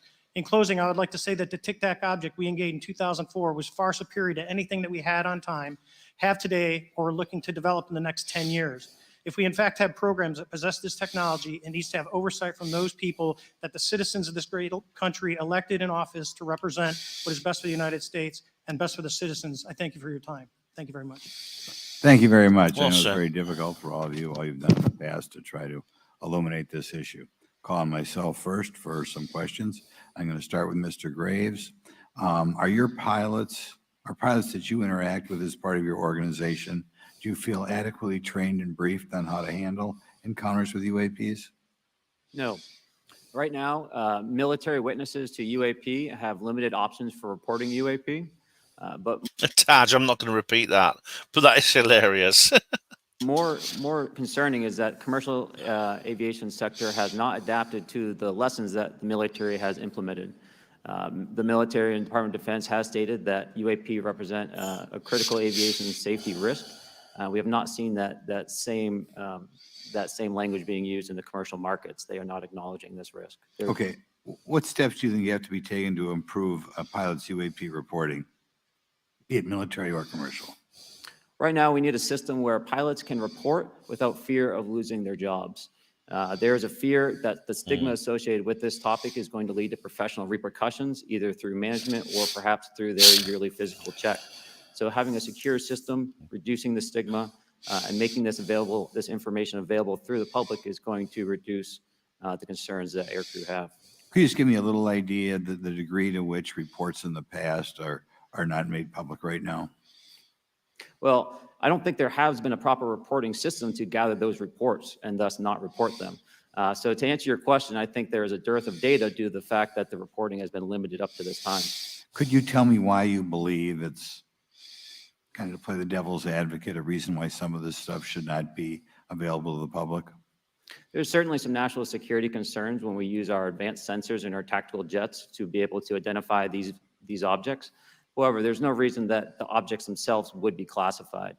I would be curious to see how the security classification guideline actually spells out the different nuances of how this topic is classified from the perspective of UAP, not national security. I think you already know the answer to that. I think a lot of us do. That they are literally. There are many reasons. I mean, it's been talked about in think tanks for a long time. You know, official ridicule and denial, and the Brookings report and things like that. They are literally trying to cover up the UFOs. Yeah, I understand that they need to classify things like radar capabilities of ships and aircraft, but that's not what this is. That's not the ultimate goal of what we're talking about here with the truth embargo. I'll give you a follow-up on that. Assuming that there are reasons why not all this should be made public, this has been around for a long period of time. Can any of the three of you think of any reason why anything related to UAPs, say 15 years and back, should not be immediately made public? I think Oil companies, the collapse of civilization. Go on. I mean, I don't know if he's still asking to play devil's advocate. One of it is acknowledging a vulnerability, both from a collection and I'll just say a countermeasure perspective. So it's We'll go with a safety. nut we haven't cracked for many years. Yeah. Even say 20 years back. Is there any reason why when you go back that far, things shouldn't be made public? Unless it shows a specific national security vulnerability as it relates to a weakness in a particular defense system. Oh, okay, Mr. Fravor, the TikTok incident that you were engaged occurred in 2004. What kind of reporting took place after that incident?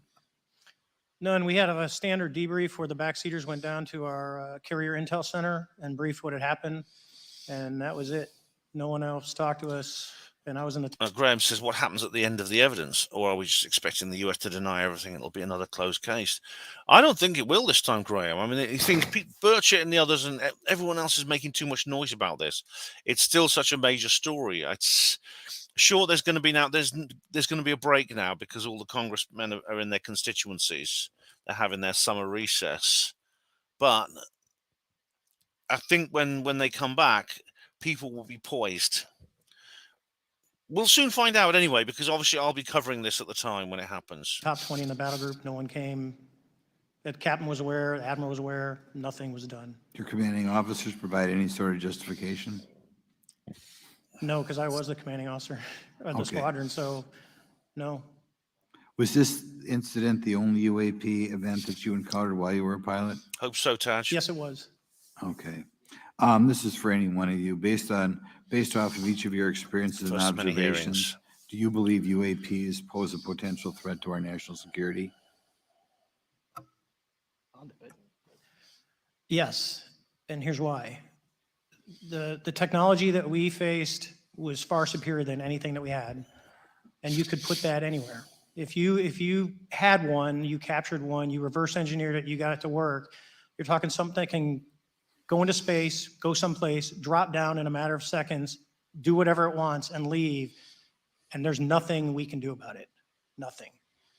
Okay. Either the other. That's fair. The word threat, I think, has been misused and misinterpreted by many people in our community. In the parlance of military strategy, it just refers to something that Fravor was talking about just now. It doesn't necessarily, it's not something you automatically shoot at. It's just something you don't know what it is, and it could be harmful. So when people like Fravor and other military strategists say threat, they're not, unlike what Greer claims, they're not advocating for open warfare against aliens. They're just saying that these things have the capabilities of doing us harm. Not necessarily the intent, but they have the capabilities. And I think that's perfectly reasonable. Calling that a threat is perfectly reasonable. Rhiannon, hello, how are you? Don't worry, that's all right. It's great you're here. Don't worry if you're a bit late. People can come and go as they please, because this is going to be a very long live stream. So you're not the only one. I would also like to add, from a commercial aviation and military aviation perspective, we deal with uncertainty in our operating space as a matter of our professional actions. Identifying friend from foe is very important to us. And so when we have unidentified targets and we continue to ignore those due to a stigma or a fear of what it could be, that's an opening that our adversaries can take advantage of. What steps should be taken to better understand and respond to UAP encounters in the interest of national security? There needs to be a location where this information is centralized for processing, and there needs to be a two-way communication loop so the operators on the front end have a feedback and can get best practices on how to process information, what to do, and to ensure that their reporting is being listened to. Right now, there is not a lot of back and forth. Mr. Grush, in your complaint to the Intelligence Community Inspector General, you claim that you believe information is being hidden. What kind of information do you think was hidden, and do you think it should remain hidden? Yes, I can speak to that very briefly in unclassified manner. As you know, the preponderance of my complaint was classified to the intelligence communities. Both material acquisition and exploitation activity, also baselining the UAPs, but not sharing it with, intelligence professionals that are actually doing step briefs to pilots, that kind of information. Yeah. Okay, thank you very much. Now we'll go to Mr. Garcia. Thank you. Again, thank you all for your service and for testifying today. Want to just talk about the UAPs as it relates to what we're seeing in the pilots' interaction with UAPs. particularly Mr. Graves, one of the, I think, concerns that for members of this committee is this idea that pilots, there's no system to actually report UAPs and the stigma around pilots. And so can you just briefly, you mentioned that you're working with 30 pilots right now that have had encounters with UAPs, but you've also, I believe, discussed and know of many more pilots. This is just those that you're currently working with. Is that correct? Can you expand on that?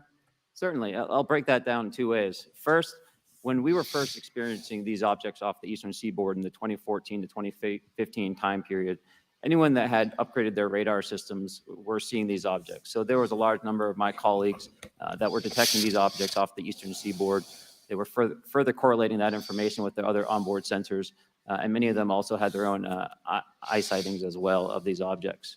Now, that was our personal firsthand experience at the time. Since then, as I've engaged this topic, others have reached out to me to share their experiences, both on the military side as well as the commercial aviation side. On the military aviation side, veterans that have recently got out have shared their stories and have expressed how the objects we were seeing in 2014, 2015 continued all the way to 2019, 2020, and beyond. And so it became a generational issue for naval aviators on the eastern seaboard. This was something we were briefing to new students. This is something that was included in the notice to airmen to ensure that there was no accidents. And now with commercial aviators, they're reaching out because they're having somewhat similar experiences as our military brothers and sisters, but they do not have any reporting system that they can send us to. And let me just add, both to Mr. Fravor as well as Mr. Graves, not having this system for reporting, would you both agree that is harmful to not just our national security interests, but to understand this phenomenon of what's happening with UAPs? I think it's actually a travesty that we don't have a system to correlate this and Is actually George not- investigate. So if you took the East Coast, Was there's George not falling asleep then? I hope not. I have to go back and have another look. there's coastal radars out there that monitor our air defense identification zone out to 200 miles. They can track these, so when you see them, they could actually go and pull that data and get maneuvering. And instead of just having the airplanes, there's other data sources out there. And I've talked to other government officials on this. So you need a centrally located repository that these reports go to. So if you just stuck it in DOD, you wouldn't get anything out of the Intelligence Committee because they have a tendency not to talk. But if you had a central location where these reports would come in, not just military, but also commercial aviation, because there's a lot of that going on, especially if you talk. Nothing as it seems. I want to know what the Kremlin knows on this subject. Well, they've given hints, haven't they, through that so-called overhearing of Dmitry Medvedev. Of course, the United States is not the only country in the world, and I'm curious to see what the reaction will be around the world to this. I mean, we don't live in this old bipolar Cold War situation anymore with two superpowers. We have a multipolar world, but the United States is still a major pole within that multipolar world, and it's influential. It retains influential and influence and prominence, and so this is inevitably, I think, going to rub off on other countries. So definitely. Hello, Steve 071. Glad you made it, mate. Any revelations yet? Well, I think the most interesting stuff is yet to come, so you haven't missed much. Hope you had a good evening at work. Anyone that flies from here to Hawaii over the Pacific, they see odd lights. So I think you need to develop something that allows you a central point to collect the data in order to investigate. Mr. Graves? I would concur with everything Mr. Fravor said. I'll continue to say that the commercial pilots that have reached out to me through Americans for Safe Aerospace are doing so because they don't feel there's another way for them to report this safety issue. And I think one of the clear outcomes of this hearing already is that there has to be a safe and transparent reporting process for pilots, both on the commercial side and the military side, to be able to report UAPs in a way that's also transparent, but also understands the scope of our national security interests and what may be classified or not. But I think there has to be some sort of system, and so that's something that I hope can be an outcome that this committee can work on. Is there anything else for the two of you briefly beyond this reporting system that you think that we can do as a government to encourage and facilitate more civilian reporting? We're doing it right now. Okay, great. I think this hearing is going to show the American people that their government takes this topic seriously. And how? It's going to show people the government that Congress has some balls, and Congress is willing to impose the Constitution of the nation. But as far as say the executive and the military industrial complex goes, that's another matter. And that's something else the American people are going to be made aware of. How about civilians that may not be pilots? What kind of process could be in place for civilians who are not pilots, who may have UAP encounters? Do either of you have any Pardon me. suggestions that could facilitate that? My recommendations would be to make that a sensor-centric operation in order to make it as objective as possible. Okay. Sir, Mr. Favor? No, I agree with Mr. Graves on that. Okay.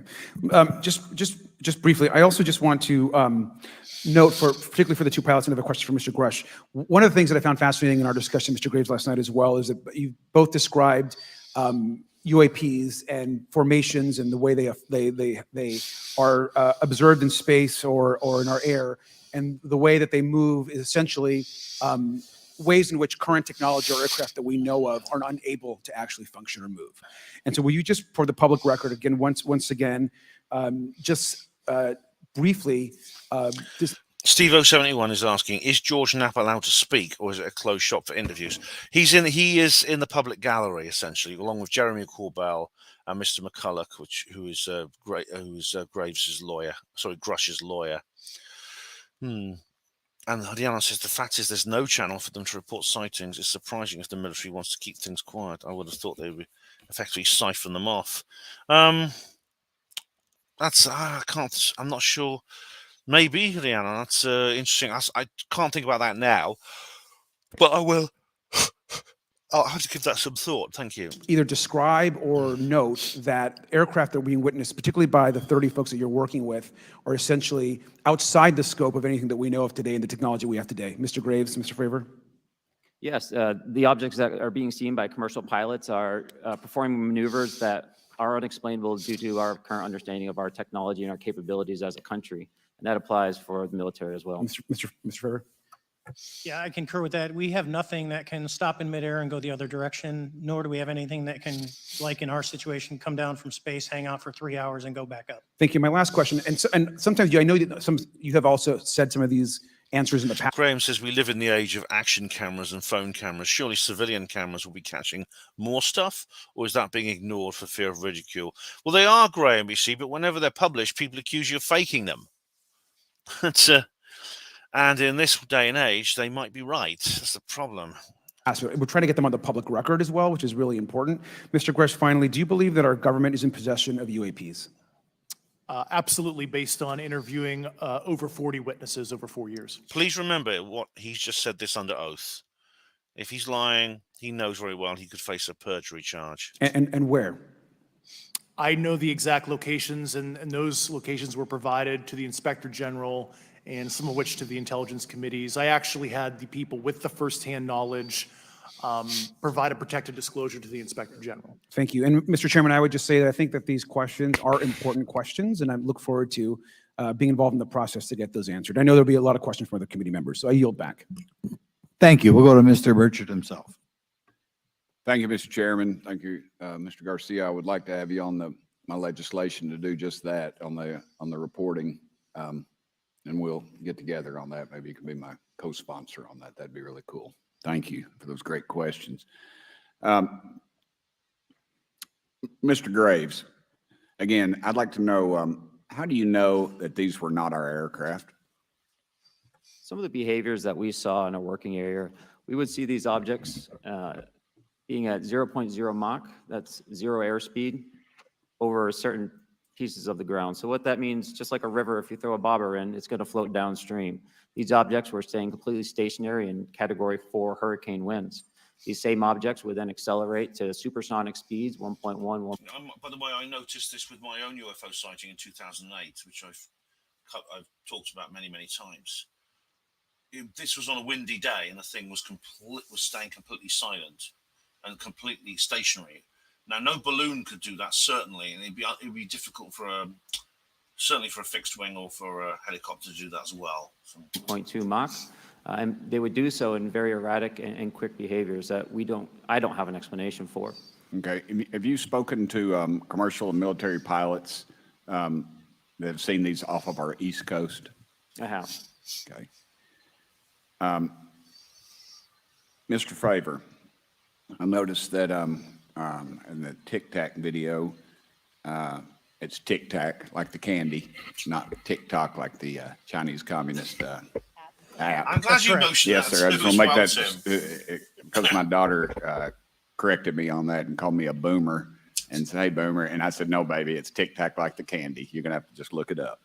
And, but now I would also like to say today is a day of many firsts. It's a miracle that we're having this meeting, and it's also a miracle that my wife has put up with me for 9 years today. Today is my anniversary, so I want to tell my wife happy anniversary, and that Oh, congratulations, Mr. Burchett. I love her very much.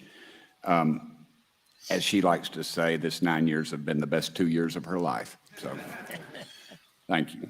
Mr. Favor. DJ B2 said a couple of things I don't agree with. I think what I'll have to address, because I'm going to address the point you make, but it'll have to be probably in the video I'm making this weekend, because I'm doing another UFO disclosure video this weekend. What astonished you the most about the flight capabilities of these Tic Tac, very briefly? The performance. Steve 071, something that can hover over a nuclear bunker and switch off the strategic nuclear deterrent is of defense significance. So yes, Steve 071 just mentioned that how idiotic it is to say there's no defense significance here. Yeah, absolutely nonsense. Absolute performance. It was. And you're not aware of any other objects that anybody in the world has, in this world, that has those capabilities? No, I think it's far beyond actually our material science that we currently possess. Graham, Whitley Strieber's name is not taboo. Of course not. I haven't heard what he's commented on this, actually. Are you aware of any other reconnaissance platforms that have tracked or recorded the Tic Tac's maneuvers, maybe the NORAD system or any? Thanks, DJ. Yeah, the thing to do is I think, well, if you could leave me a comment, that'd be great, because maybe on this video, and I'll address it in the comments reply video, just so I get all the details, okay, DJ? So if you could leave me a text comment in this video or one of the others, not the notice, because I'm going to delete that, but because maybe I can then address that in the comments, either in the next video or the comments reply video coming up. The others? I am not. Okay. Mr. Grush, thank you for being here, brother. Thank you all very much. Have you faced any retaliation or reprisals for any of your testimony or anything on these lines? Yeah, I have to be careful what I say in detail because there is an open whistleblower reprisal investigation on my behalf, and I don't want to compromise that investigation by providing anything that may help provide somebody information. But it was very brutal and very unfortunate, some of the tactics they used to hurt me both professionally and personally, to be quite frank. Yeah. It's very unfortunate, as they say, when you're over the target, that's when they do the most firing at you. Do you have any personal knowledge of people who have been harmed or injured in efforts to cover up or conceal these extraterrestrial technology? Yes. Personally. Have you heard, have anyone been murdered that you would think, that you know of or have heard of, I guess? I have to be He doesn't like careful that asking that question. I directed people with that knowledge to the appropriate authorities. Maybe in a, if we could. Martin Taylor says that Whitley Strieber has done a breakdown of this hearing. I'll have to see this because I think he's an interesting chap, Whitley Strieber. Get in a confidential area skiff, we could talk about that. But unfortunately, that's another piece of scripted dialogue, I think, that Grush knew that question was coming about.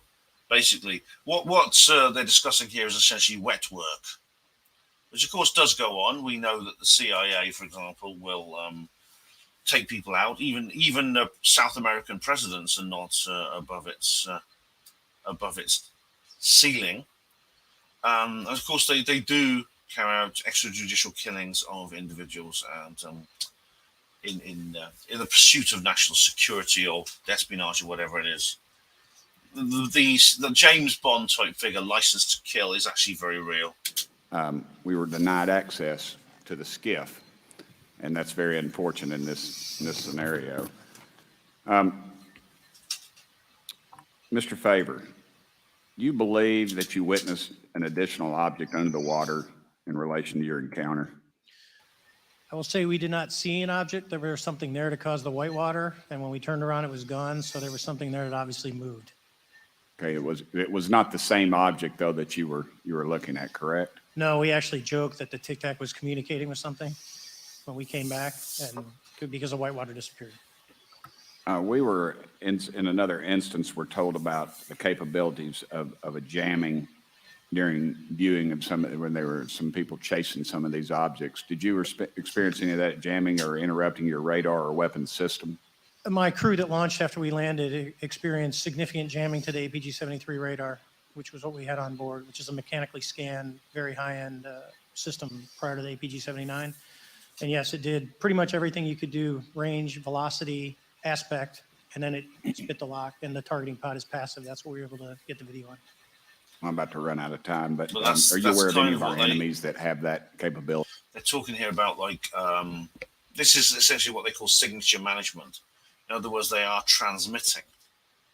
They are transmitting signals as to try and confuse or reduce the detection capabilities of the aircraft and ships. Okay, I would also like to note for the record that, like George Knapp, breaking Area 51, he's the reason I knew about that, and the reason I know about the Tic Tacs is Leslie Keene, New York Times article, and I would encourage everybody to read that. Thank you, Mr. Chairman. Yield back to you for no time. Very good. Mr. Raskin? Thank you, Mr. Chairman. Mr. Graves, you reported UAP encounters during Who's this? This is a new one training now. flights, I think, and have since come forward to warn the Pentagon that Whoa, that is one wicked bandana, man. these encounters may be putting pilots at risk. My first Graham says it's a big admission to say the radars have been jammed. That's not something that is usually made public. It is indeed. I mean, like I said, Fravor must have had this cleared. He didn't just say, I can't talk about that outside the skiff. He's allowed to talk about it at the public hearing. This is obviously something else that is a controlled disclosure step. But believe it or not, Graham, I don't know if you watched my video about this, but that actually was, believe it or not, that little detail about the radar jamming was included in the summary, the very, very short, like, was it a 6-page piece of almost worthless evidence, but it did mention signature management. And I thought I know many others said at the time, that's absolutely remarkable. question is, you've identified these as taking place on the East Coast. Is it just on the East Coast where these? By pounder, yeah. I mean, it's what you would do in a combat situation. You would try and nullify the detection and targeting capabilities of the enemy platforms. Absolutely. I mean, they are, of course, there's a lot of classified material about the capabilities of the ships and aircraft in terms of their radar, sonar, electronic support measures, and things like that. But so they're obviously not going to release all the details, even if no UFOs were involved. With UFOs involved, of course, you're dealing with an unknown unknown. So they discussed several times how they don't believe that this is. They literally do. They don't believe that this is some kind of drone from China or something. Cheers, Graham. You've been watching all my videos. Thanks, Graham. Yeah, that was interesting. It was interesting reading it. Disappointing, but of course things have changed since then. Encounters have been reported? No, since the events initially occurred, I've learned that the objects have been detected essentially where all operations, Navy operations are being conducted across the world. And that's from the Ultimate Anomaly Resolutions Office reporting. All right, can you describe your experience after you decided to come forward and go public with your experience? Certainly. Like many others, in 2017, I saw the New York Times article come out as well. And for me, it was special because I recognized the voices on the video. I recognized the video itself. I had seen it when it was taken. I seen it when it was debriefed. And so that was kind of shook me because I realized that this problem was still ongoing. And so I reached out to colleagues back on the East Coast and realized that this was still a safety risk that they were dealing with, that they had essentially hit a wall with how they could move forward on this conversation. It was at that point when I decided to try to move the conversation forward myself. Are there common characteristics to the UAPs that have been cited by different pilots? And can you describe what the convergence of descriptions is? Certainly. We were primarily seeing dark gray or black cubes inside of a clear sphere. I'm sorry, dark gray or black cubes? Yes, inside of a clear sphere. See, this is the interesting bit, which then reminds me of Object Gate, because at one point one of the press conference witnesses or press conference officials mentioned that even though they wouldn't actually say it was anything other than object, I think they said it was a sphere inside of a hexagon or something like that. In this case, we're talking. He's now describing the physical appearance of one of the UAP. It's very important, this bit, actually. Oops, come on.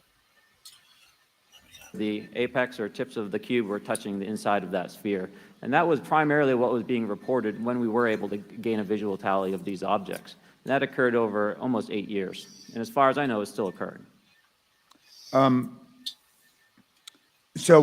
take it that you're arguing Steve, he's going to come to that.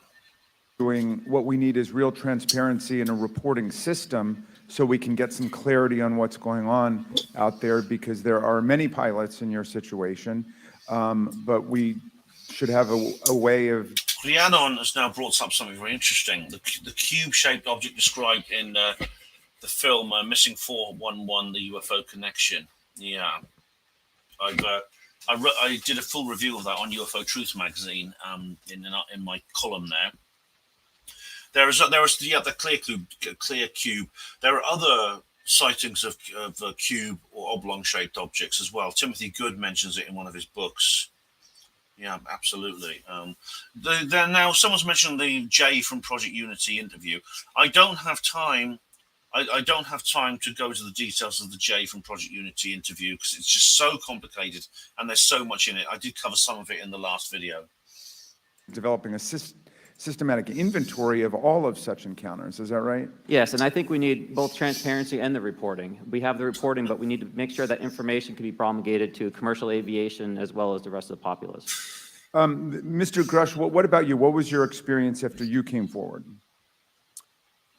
Well, it's only been about 2 months or so, so I guess my experience has been overwhelming support from former colleagues of mine that have, privately messaged me, and I do appreciate that. But I do have knowledge of active planned reprisal activity against myself and other colleagues, and it's very, very upsetting to me. Coming from where?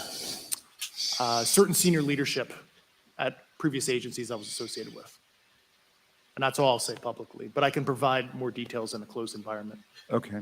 Well, I hope you understand that there would be bipartisan rejection of any attempt to vilify, demonize, or engage in other reprisals against our witnesses and people who are telling the truth from their perspective.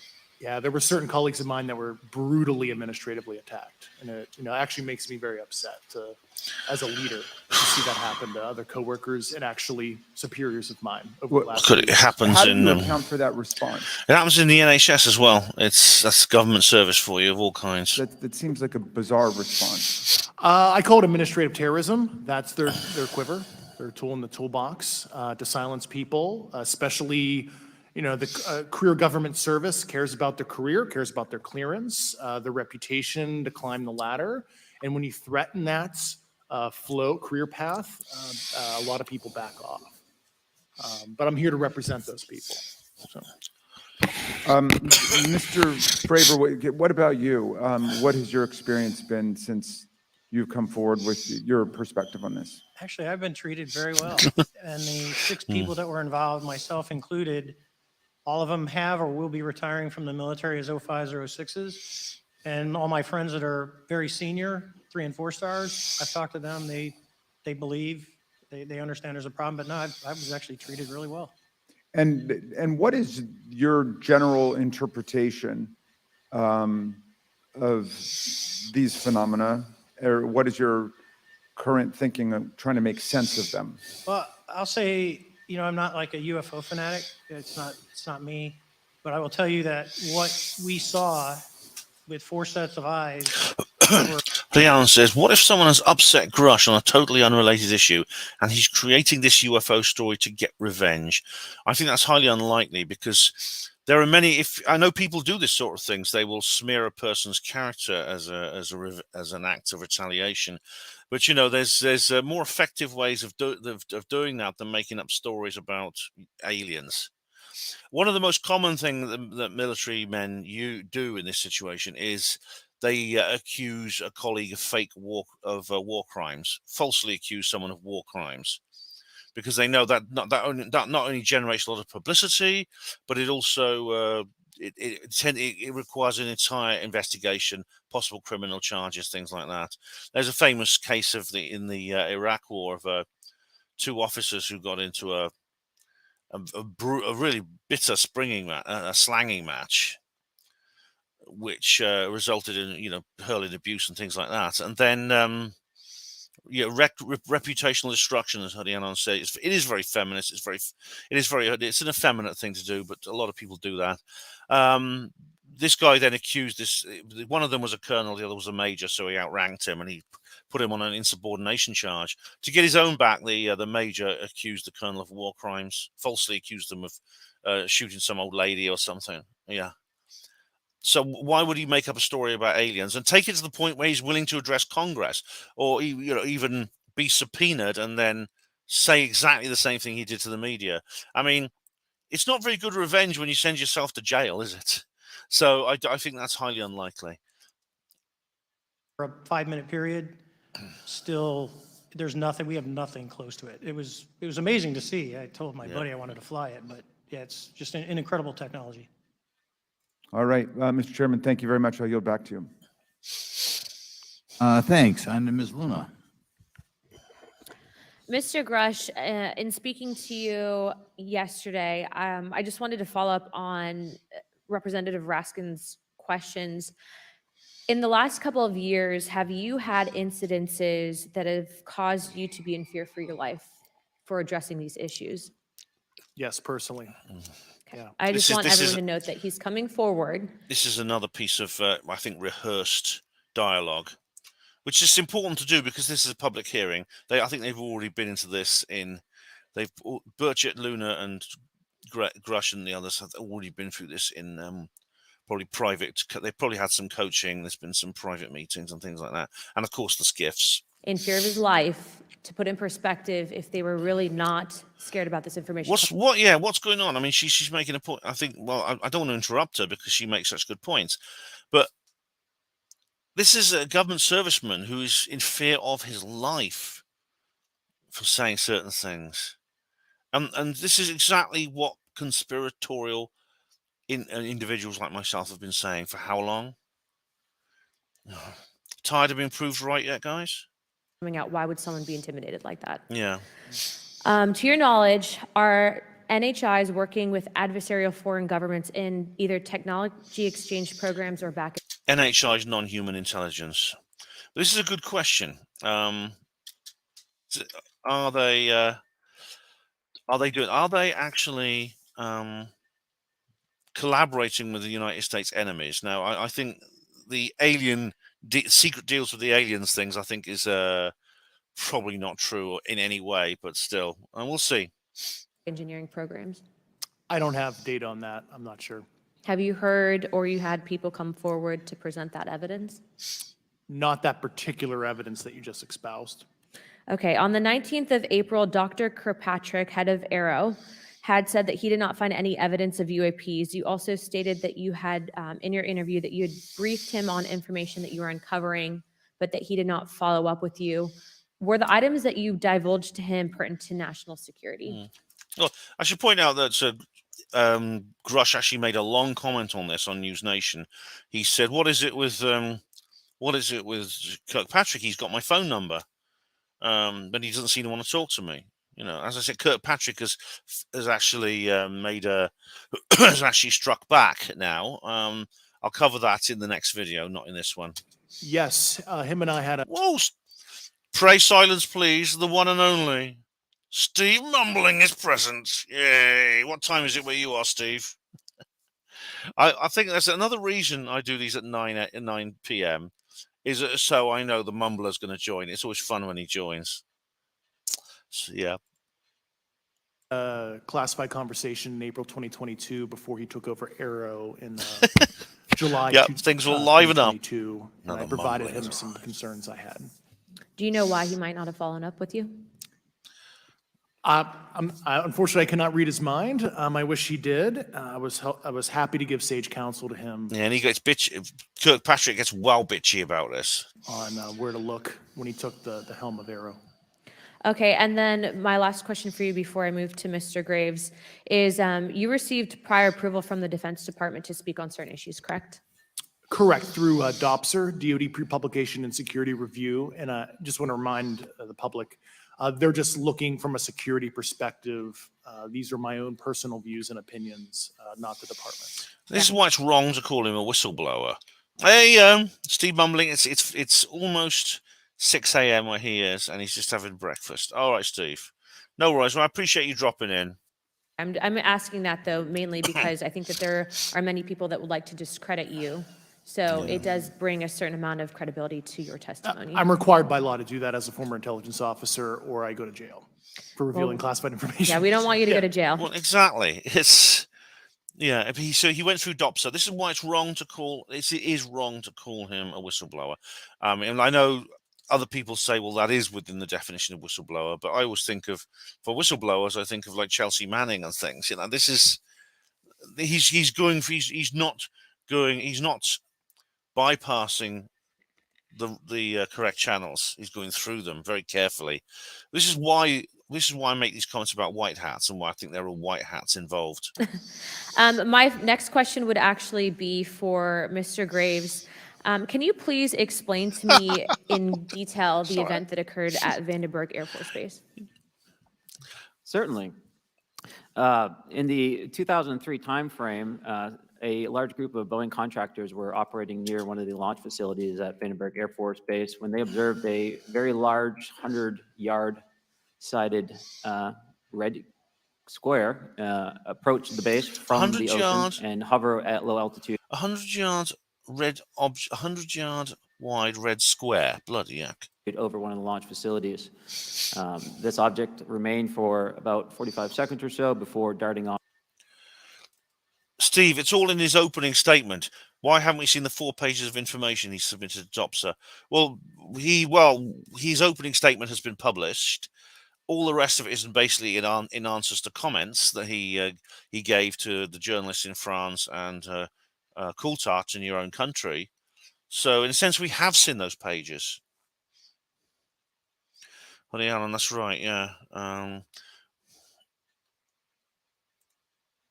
Off over the mountains. There was a similar event within 24 hours later in the evening. This was a morning event, I believe 8:45 in the morning. Later in the evening, post-sunset, there were reports of other sightings on base, including some aggressive behaviors. These objects were approaching some of the security guards at rapid speeds before darting off. And this is information that was received through one of the witnesses that have approached me at Americans for Safe Aerospace. Was this documented in any official form, whether it was a police blotter? Yes, they had official documentation and records from the event that the witness held over the years. And I'm not going to ask you to do it right now for time reasons, but you'd be able to sketch what was witnessed, correct? And have you seen that before on any other equipment and/or during your flight time? This is literally the first I heard about this case. It's an extraordinary case he's describing. He's saying Boeing contractors, like more than one, saw a 100-foot wide red square object. Not seen what they've described. This object was estimated to be almost the size of a football field, and I have not seen anything personally that large. Okay, and then another question on follow-up referencing the gimbal video Go Fast incident. Can you just clarify, because to our understanding, the footage was actually cut off at a certain point, but what happens at the end of that video, just for those Americans specifically there that are wanting to know about the rest of that footage? Certainly. There was some uncertainty or instability with the object. It seemed to rock a bit, and that's the last I had seen of the video. Much of the data that I would recommend be analyzed would consist of radar data that would provide precise kinematics on the. Oh, Rhiannon is too scared to put the bins out. Rhiannon, I pray for you. I pray for you every Sunday evening. I really do. Claire, yes, go. I just put the bin out. Claire has lived to tell the tale, so hopefully you have. What's this? No, we haven't. We don't know what he submitted was purely about his persecution complaint. No. He's already stated that if you listen to him, Steve, he's already stated the whole point of DOPSA is just to do with security. It's just testing to see if he's releasing security information. Now, this would include, though, the information. He would have to clear what he said to Coulthard with DOPSA, and indeed what he's saying right now. You realise, you know that they would do that. He would have to do that as well. So I think it's fair to speculate that we have actually heard, or we know what was in his statement to DOPSA. What's this? Again, why do you think he's telling us all his story if he's in fear of his life? Maybe he doesn't want to be intimidated. Maybe he has a sense of moral courage. I mean, what, Steve? That's not. It's very rare, unfortunately, in this world, but it is not unknown. Object as well as the fleet of objects that were operating nearby. Okay, and follow up in regards to the reporting procedures that Mr. Garcia had addressed on, as well as Representative Burchett. With the FAA, to your understanding, pilots that are seeing this, commercial airline pilots, are they receiving cease and desist letters from corporations for coming forward with information in regards to safety for potential airline passengers? I have been made privy to conversations with commercial aviators who have received cease and desist orders. So the American public should know that corporations are putting their own reputations on the not the line, but ahead of the safety of the American people. And I think, would you agree with that statement? It appears so. Okay. And I guess this would be Well my said, Graham. Well last. said. I'm out of time. I yield. I'll be back. Good. Mr. Moskowitz. Thank you, Mr. Chairman. Gentlemen, let's talk about the laws of physics for a second. Mr. Graves and Commander Faber, I heard you talk about speed. When those objects broke the sound barrier, did they make a sonic boom? I was in a jet. You can't hear anything. It's kind of loud in there. Yeah, you're not able to actually personally tell within the vehicle. I will say the objects that we were seeing, they were spherical, and they were observed up to Mach 2, which is a very non-aerodynamic. Steve says, why do you think the witnesses, which claim first-hand experience, are now running away from Burchett and hiding under the table? That's not yet been established, Steve. We don't know. All we know is that I think 3 people have pulled out. These are not necessarily people with first-hand experience. All we know is they are fellow whistleblowers. They're people who have spoken to Coulthard in the same way, several other people in the same way that Grush has. That's all we know about them. We don't know that they're any different. We don't know they're any different. It could be, Steve, that what he's done now is he's doing this to protect himself, as you said. If he's off, more will look into it. Exactly. This is what Bob Lazar claimed that he did when coming forward. It makes sense, actually. What about G-forces? Let's talk about G-forces of those vehicles. Could humans survive those G-forces with known technology today? No. No, not for the acceleration rates that we observed. Okay. What about what they look like? How close did you get? Did you see a seam or a rivet or a section? And what I mean is, obviously, the jets you're flying have all those things. Did these objects have those? Does Steve? I didn't have the Does Steve has piles? I don't want to know about Steve's piles, for goodness sake. detail to be able to tell that. So we got within a half mile of Tic Tac, which people say that's pretty far, but in airplanes, that's actually relatively close. No, it was perfectly white, smooth, no windows, although when we did take the original FLIR video that is out there, when you put it on a big screen, it actually had 2 little objects that came out of the bottom of it. But other than that, no windows, no seams, no nothing. Mr. Grush, as a result of your previous government work, have you met with people with direct knowledge or have direct knowledge yourself of non-human origin craft? Yes, I personally interviewed those individuals. Mr. Grush, as a result of your previous government work, have you met with people with direct knowledge or have direct knowledge yourself about ATs, advanced technologies that the U.S. government has? Based on conventional advanced tech, I was briefed to the preponderance of the Defense Department's both space and aerospace compartmented programs. Yeah. Do you have knowledge? Or That sounded a bit of that he sort of used some very flowery language there, but he is sort of saying yes. This is very interesting. Moskowitz is asking him some good questions now. Some good questions. This actually gets more interesting as it goes along. Reason to believe that there are programs in the advanced tech space that are unsanctioned. Yes, I do. Okay. Yeah. And when you say that they're above congressional oversight, what do you mean?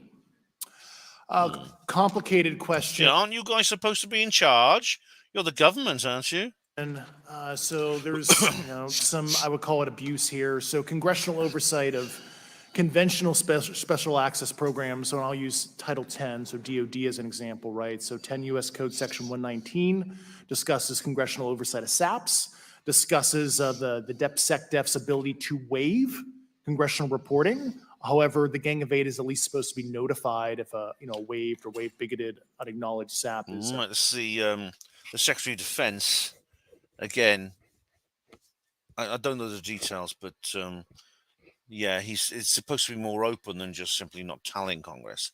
They say there has to be some kind of exemption, but they have to say so. Whoops. Created, and that's public law. Well, so that how does, I mean, I don't want to cut you off, but how does a program like that get funded? Graham, I agree. All this evidence is honestly really well convincing, yes. I will give you generalities. I can get very specific in a closed session, but misappropriation of funds and Does that mean self-fund. that there is money in the budget that is said to go to a program, but it doesn't, and it goes to something else? Yes, I have specific knowledge of that. Yep. Do you think U.S. corporations? Steve071, Ben, get Peter Hyatt to do his voice analysis on Grush. I will do that. I'll get in there before Richard D. Hall. I'll get him to do his voice analysis. And when that voice analysis is published, I will never, ever mention it again. I will never mention David Grush again or anything else, and I refuse to speak to any other researcher who's looking into this or even endorse any or even contemplate any of their methodologies. Peter Hyatt is my magic wand. I wave it and abracadabra, I know everything. Yes. What was it? Yeah, the misappropriation of funds. Now, what Grush talks about here is essentially the black budget. Now, this is not a secret, but there is such a thing as a legal black budget. I believe there's an illegal black budget too, and this could involve criminal activities. I mean, I've talked before about how some of these SAPs, these special access projects, and USAPs, the unacknowledged special access projects, including things going on at places like Area 51. Are basically funded because officials have, for example, contact with Colombian drug cartels, which make billions off the sales of illegal drugs. We remember old Bill Clinton and his little airstrip and things like that. I think that's probably just the tip of the iceberg. There's all kinds of ways you can get hold of the money. If you need to. How much are they taking us from intact? And was it 52%?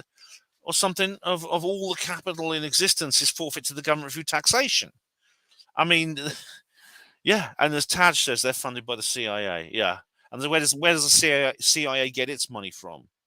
We mentioned Iran-Contra earlier and Oliver North. That's just one tiny example of the use of the raising of money through criminal means to fund government operations. Now, surely you don't believe that's the only example. A lot of it is fun. A lot of this stuff does come from the same funding source, I believe. So yeah, and someone's mentioned drug and human trafficking. Yeah, pie pounder. Yeah, They're overcharging for certain tech they're selling to the U.S. government, and that additional money is going to programs. Correct, through something called IRAD. Okay. Yeah, and if any of us did that, we would get immediately arrested and charged with embezzlement. Satellite imagery. Let's talk about satellite imagery. We have satellites all over the place, some that we're aware of and many that we're not aware of, right? We're taking John Ratcliffe brought up satellites on UFO Jesus' video. pictures of everything at every point and second. Mr. Grush, are you aware, do you have direct knowledge, or have you talked to people with direct knowledge that there are satellite imagery of these events? That was one of my primary tasks at NGA, since we process, exploit, and disseminate that kind of information. I've seen multiple cases, some of which, to my understanding, and of course, I left NGA in April, so that's my information cutoff date. But I personally reviewed both what we call overhead collection and from other strategic and tactical platforms that I could not even explain prosaically. And I have a degree in physics, by the way, as well. And I am aware that you guys have not seen these reports, unfortunately. And I don't know why. Do you have direct knowledge, or you had spoken to people with direct knowledge that this imagery applies Hello, Hugo Rune. Welcome. How are you? Smoking spliffs while watching. Yeah, we kind of guessed that, Hugo. to crash sites, crash imagery? I can't discuss that in an open session. Okay. All right. Do So you somewhere there are have- photographs of Roswell-like events taken by spy satellites.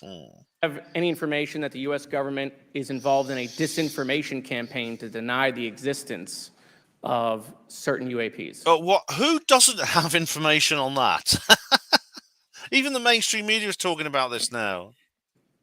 I can't go beyond what I've already stated publicly in my News Nation interview because it touches other sensitivities. Okay. I'll yield the balance of my time back. Thank you, Mr. Chairman.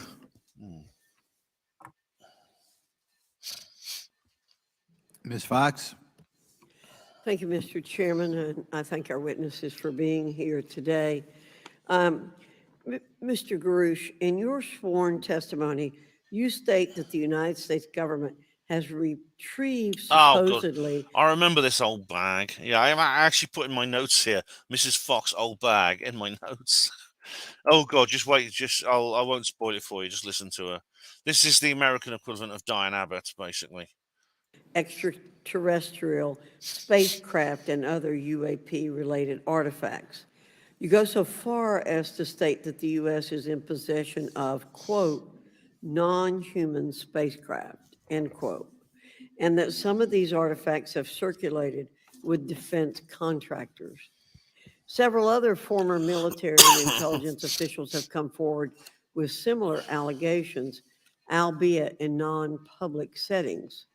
However, Dr. Sean Kirkpatrick, the director of AARO, previously testified before Congress that there has been, and I quote, no credible evidence thus far of extraterrestrial activity or of, quote, off-world technology brought to the attention of the office.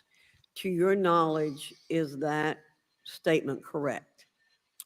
It's not accurate. I believe Dr. Kirkpatrick mentioned he had about 30 individuals that have come to Arrow thus far. A few of those individuals have also come to Arrow that I also interviewed, Okay. and I know what they Wow. provided Dr. Kirkpatrick and their team. Okay, I was able to evaluate okay. that information. For God's sake, let him. What is she doing? She asked him a question, quite a good question actually. He's providing an answer, and halfway through it, this old battle axe starts interrupting him. Need to go on. Sure. But my understanding that his statement is accurate. Oh, for God's sake, retire! Will you just bloody retire? Go and join Diane Abbott in the retirement home for obnoxious, stupid politicians. Came from a direct quote. And this contradiction is a perfect example of why we need to inject transparency into our government. And for another example, look no further than the pitiful response to the Chinese. Well, you see, it's the whole thing is the reason that Kirkpatrick is this discrepancy is because Kirkpatrick, like I says, he's not in the loop. He is the J. Allen Hynek of the modern world, and I just hope he can handle it with the kind of the maturity and bravery that Hynek did. If he's going to write bitchy letters, then that's not the solution, I think. Spy balloon debacle earlier this year. You may remember the mass confusion that ensued when the balloon was first spotted over Montana, 4 days after it first entered U.S. airspace over Alaska. The Biden administration's initial inability to address the object grew into a continuous series of embarrassments. Yeah, I covered that in ObjectGate. After news of the balloon reached the mainstream media, we were assured that the balloon posed no threat to our security. However, after the balloon was allowed to... Pie Pounder, there is a rabbit hole. People are still asking about the big UFO. Again, we talked about Jay from Project Unity in his interview with Coulthard. The giant UFO. It's a giant UFO. It's so big.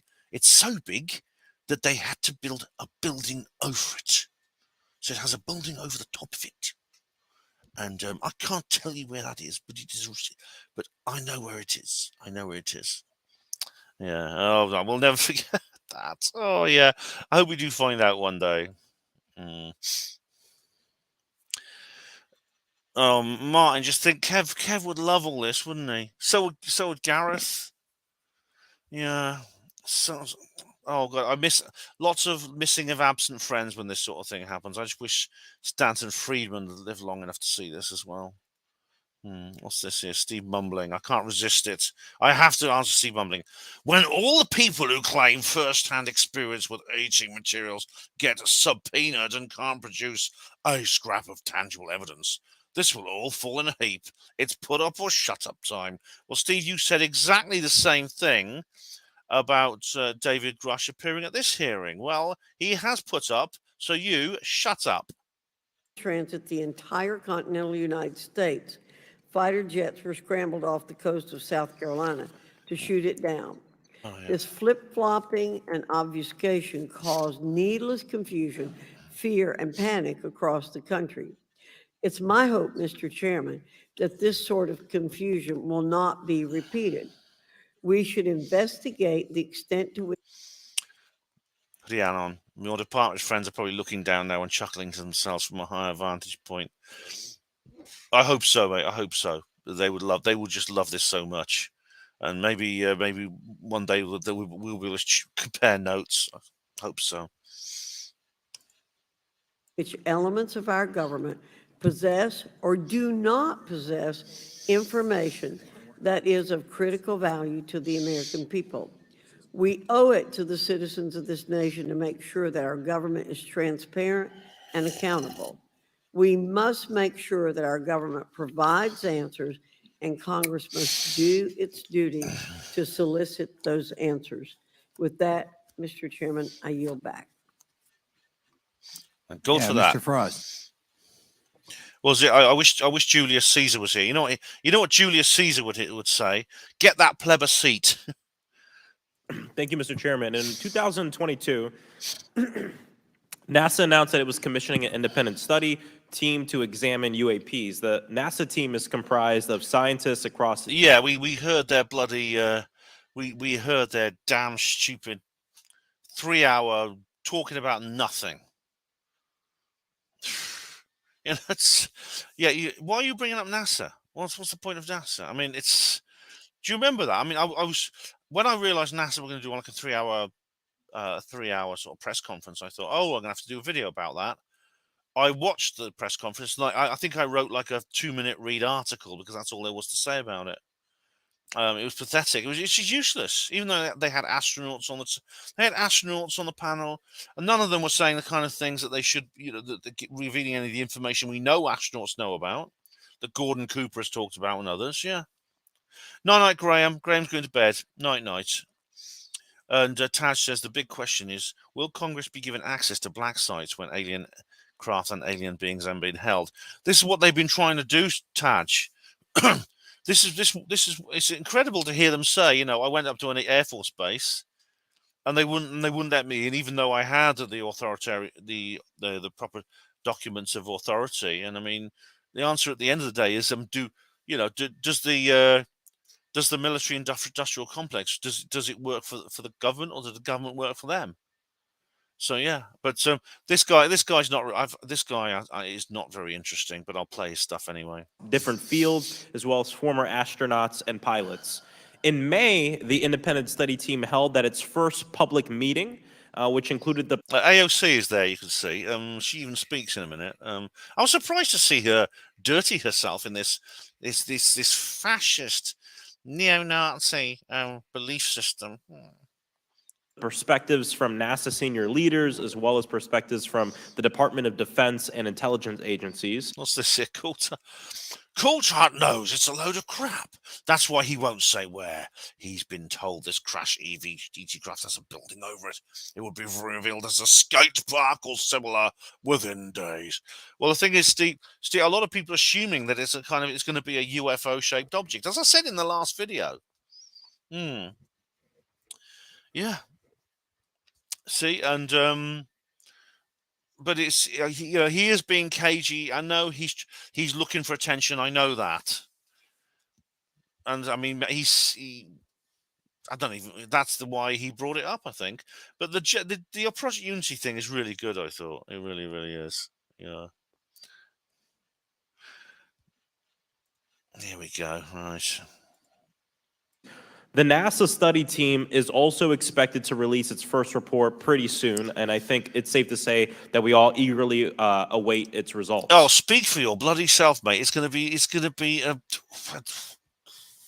like a, if it's anything like that damn 3-hour press conference, it's going to be the kind of, maybe if I get locked in solitary confinement in jail, you can send it to me. Apart from that, I would not find it in any way interesting.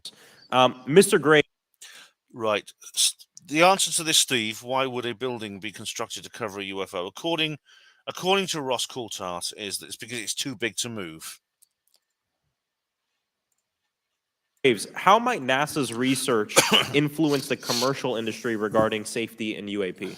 I think NASA has a big role to play as far as commercial aviation safety, and it's one of their original charges as an organization. One of the recommendations that have been put forward is to utilize their existing aviation safety reporting system to serve as a short-term fill and trusted platform for pilots that want to report on UAP. It also has built-in analytics. Bye-bye, Steve. Thanks for keeping us entertained. Have a nice day. Steve normally gets some prep. Oh, dear. I just want to know about the piles. Capability and is funded by Congress. Gotcha. And also, Mr. Graves, are there any other industries that may be influenced by the NASA research on UAPs? And if so, how so? Well, I think there is a large swath of commercial capabilities that could be brought to bear on this topic, from space-based or ground-based sensor systems that are available open source or through commercial marketplaces. And I think NASA's work, as they work to identify and highlight specific parameters that can be found, we can take that information and promulgate this through the public sector so that we can have more open. Derek. Oh, Derek, that's hilarious. Oh, no, not that one. It was this one.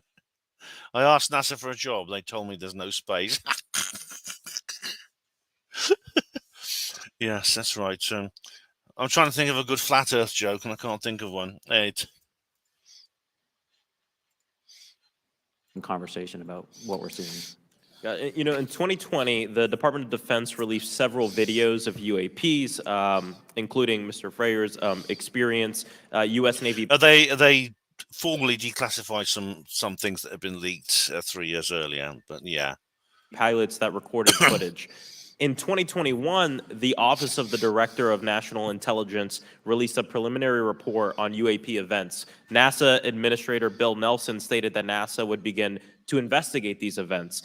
In fact, I sit on Science, Space, and Technology Committee, and when we were doing a hearing with the NASA Administrator Bill Nelson, I asked, you know, why NASA needed to be fully funded.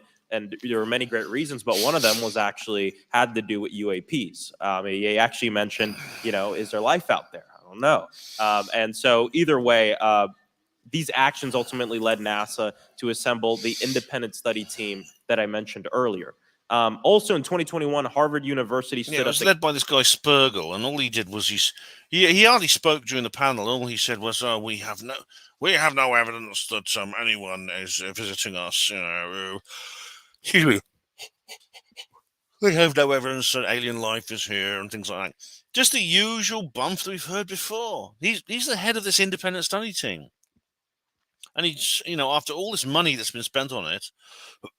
This is when Bill Nelson is a member of the Senate Intelligence Committee, and even let slip a few things he shouldn't have at the meeting. So, again, this is kind of this is NASA this is NASA, and this is NASA's equivalent of the U.S. Air Force and Arrow. This is the U.S. Air Force and U.S. Air Force has Arrow. NASA has the Independent Study Group. That's the thing, isn't it? Leanne Jones says, "Did you hear about the judge who freed the stammering prisoner? She didn't think he could complete his sentence." Good, nice one. Oh, we're on good forms. We're in good form, guys.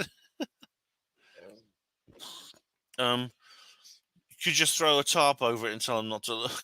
Well, they tried doing that at Roswell, didn't they? But some guys did look. But yeah, some things are too big to move. Apparently, yeah. Galileo project to research and examine the origins of UAP. So it seems like both, from NASA and in the higher education community, because of the work that y'all have done and people standing up, I think we're seeing some of that stigma slowly going away. Mr. Freyer, do you believe that military pilots feeling empowered to share their UAP experiences has directly impacted the scientific community's research goals on this topic? I would say yes. I would say that, starting in 2017, when it actually came out, it took that stigma away. I mean, I've talked to multiple senators who said prior to that, if you'd have mentioned UAP, you'd have been laughed off the hill.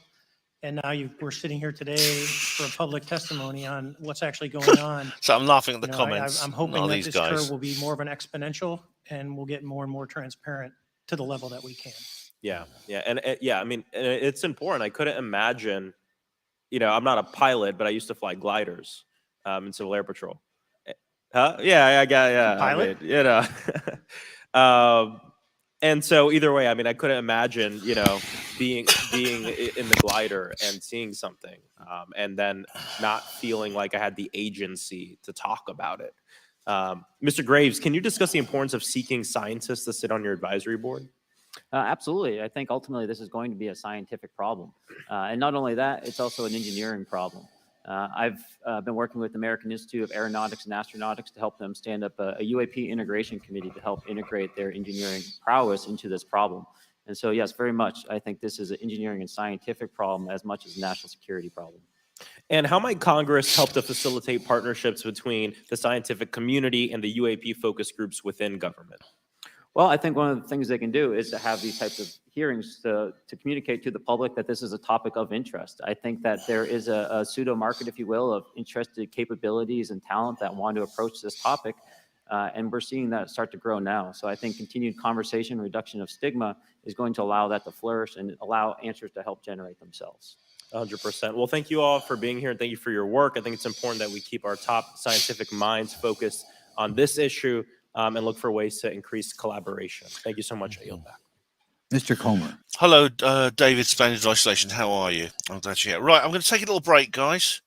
We've been going for God knows how long, over 2.5 hours. There's still another hour of this video to go, just under. So I'm going to take a little break. Back shortly. So you play amongst yourselves while I wait. So you can have a look at that. There we go. All right, guys. So nice to see you, David. Splendid Isolation. Here we go.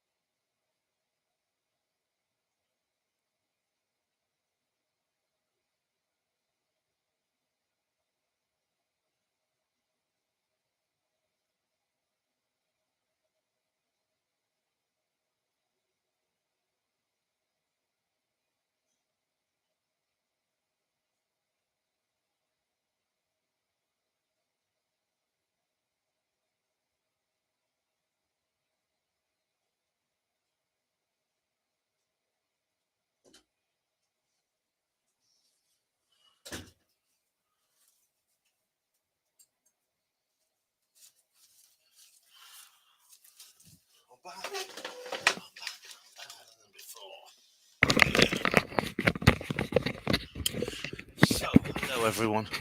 Who's there? Any more new people? Steve 071, remember the flush and wash your hands? I did, Steve. I did. What sort of uncouth barbarian do you think I am? Someone's reporting something's frozen. Beer time. Cracked another. Oh, Hugo's on the Stella. Nice one, mate. Nice one. Yeah, I just gone for a break. Emily's. I'm actually completely sober tonight. Although I did, even though I suggested that people, treat it like a World Cup final, get some beers in and stuff like that, and I did that at the pub. So anyway, where was I? Let's continue with this little charming analysis. This charming analysis of this charming event. Thank you, Mr. Chairman. Let me say I want to thank you Mr. for Comer. having this hearing, and I want to thank Mr. Burchett, Ms. Luna for... Comer is very important. I can't remember what it was, but I know I've heard his name. He has. I might tell you, Ben has a longer leak than the CIA. Yeah, he's Chairman Comer. What is he, chairman of something or other? I don't know. Can't remember. He's very important anyway. For leading this hearing, and with that, I yield my 5 minutes to Mr. Burchett. Thank you, Mr. Chairman. He looks like Eamon. He looks like Eamon Holmes, doesn't he? I wonder if you could get him on GB News. Direct this, I believe, to Mr. Grush, but if any of you all feel like you need to jump in, just jump right in. We're good. Has the U.S. government become aware of actual evidence of extraterrestrial, otherwise unexplained forms of intelligence? And if so, when do you think this first occurred? I like to use the term non-human. I don't like to denote origin. Keeps the aperture open, both scientifically. Certainly, like I've discussed publicly previously, 1930s. Okay. Can you give me the names and titles of the people with direct firsthand knowledge and access to some of this crash retrieval? Hello, TK. He's talking about crash retrieval stuff now. Some of these crash retrieval programs, and maybe which facilities, military bases the recovered material would be in. And I know a lot of Congress have talked about we're going to go to Area 51 and. Hang on, TK. That is a complete. That displays a complete misunderstanding of this issue. It really, really does. It's more about the investors. They're essentially they are questioning witnesses in the same way the police would or a lawyer in court. Simply saying, "Have you seen it? Did you see it directly?" End of hearing. No, that's a totally very simplistic way to interpret it. Actually, and there's nothing there anymore anyway. It's just and we move like a glacier. As soon as we announce it, I'm sure the moving vans would pull up, but please. I can't discuss that publicly, but I did provide that information both to the Intel committees and the Inspector General. And we could get that in the SCIF if we were allowed to get in a SCIF with you. Would that be probably what you would think? Sure, if you had the appropriate accesses, yeah. What special access programs cover this information, and how is it possible that they have evaded oversight for so long? I do know the names. Once again, I can't discuss that publicly and how they've evaded oversight. In a closed setting, I can tell you the specific tradecraft used. All right. When do you think those programs began, and who authorized them? I do know a lot of that information, but that's something I can't discuss publicly because of sensitivities. All right. If any of y'all want to jump in on any of this, you're more than welcome to. What level of security clearance is required to fully access these programs? Well, anybody who has... and I say that because myself, Representative Gates and Representative Luna were basically turned away at one point at Eglin. So please go right ahead. Certainly difference between member access and say somebody like me, but anybody who has a TSSCI clearance and meets the eligibility criteria, the access adjudicative authority should be able to grant you access. Mr. Burchett, if you'll yield. So just to put a fine point on that, there's nothing that you're aware of that's above special access program classification. It's a misnomer that there's anything actually above top secret. Executive Order 13526 delineates the classification levels. Right. But I draw a point on that because we can have access to those programs. And so the notion that we're not being given that access sort of defies our typical muscle memory here in Congress. Thank you, Mr. Burchett. I'll yield back to you.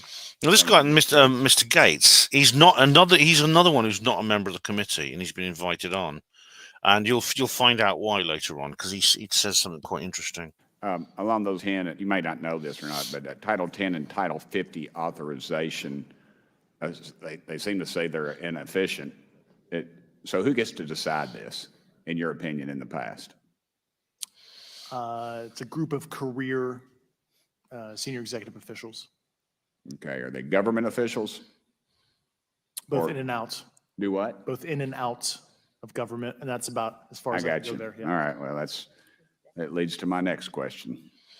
Which private corporations are directly involved in this program? How much taxpayer money has been invested in these programs, to your knowledge? I mean, we know we audit the Pentagon every year, and I've been here 5 years, and they failed the dadgum thing every year. Well, you audit the Pentagon. You go up to the security guard with a camera and shove it in his face and say, "I want a public highway." You can't do anything. Lose over $1 billion a year, we think, and I was told the Department of Defense maybe 60% of their assets are unaccounted for, whatever the heck that means. In the public sector, you go to jail for that kind of crap. So tell me. Yeah, I know when I'm a dollar off of my DTS travel voucher, I get hammered, but it seems like it doesn't work the other If way, you right? sell over Yeah. if you sell over $600 worth of stuff on eBay, now you get a call from the IRS. So please, what corporations? Yeah, I don't know the specific metrics towards the end of your question. The specific corporations I did provide to the committees in specific divisions, and I spent 11 and a half hours with both Intel committees. So Okay, has there been an active U.S. government disinformation campaign to deny the existence of unidentified aerial phenomena? And if so, why? I can't go beyond what I've already espoused publicly about that. Yeah, there's a. Well, I'm surprised you didn't simply repeat what he said on News Nation, because of course there is this disinformation campaign to keep this quiet. But why? I mean, he didn't answer the question why, which is very, very interesting. The question why is actually spelled out in words. As I said to Terry Joyce last night, it's spelled out from their own lips in documents like the Cutler Twining memo, like the Brookings Institute Peaceful Uses of Space, as there's other examples as well. And they explain exactly why they want to keep these things secret. And it's all to do with control of the mass psychology. I expect there are other reasons to do with technology and things like that. But that's more speculative, but I still think it's true.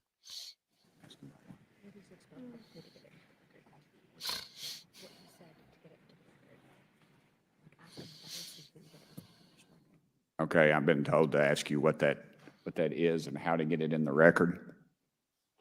Which What have you stated publicly in your interviews for the congressional record?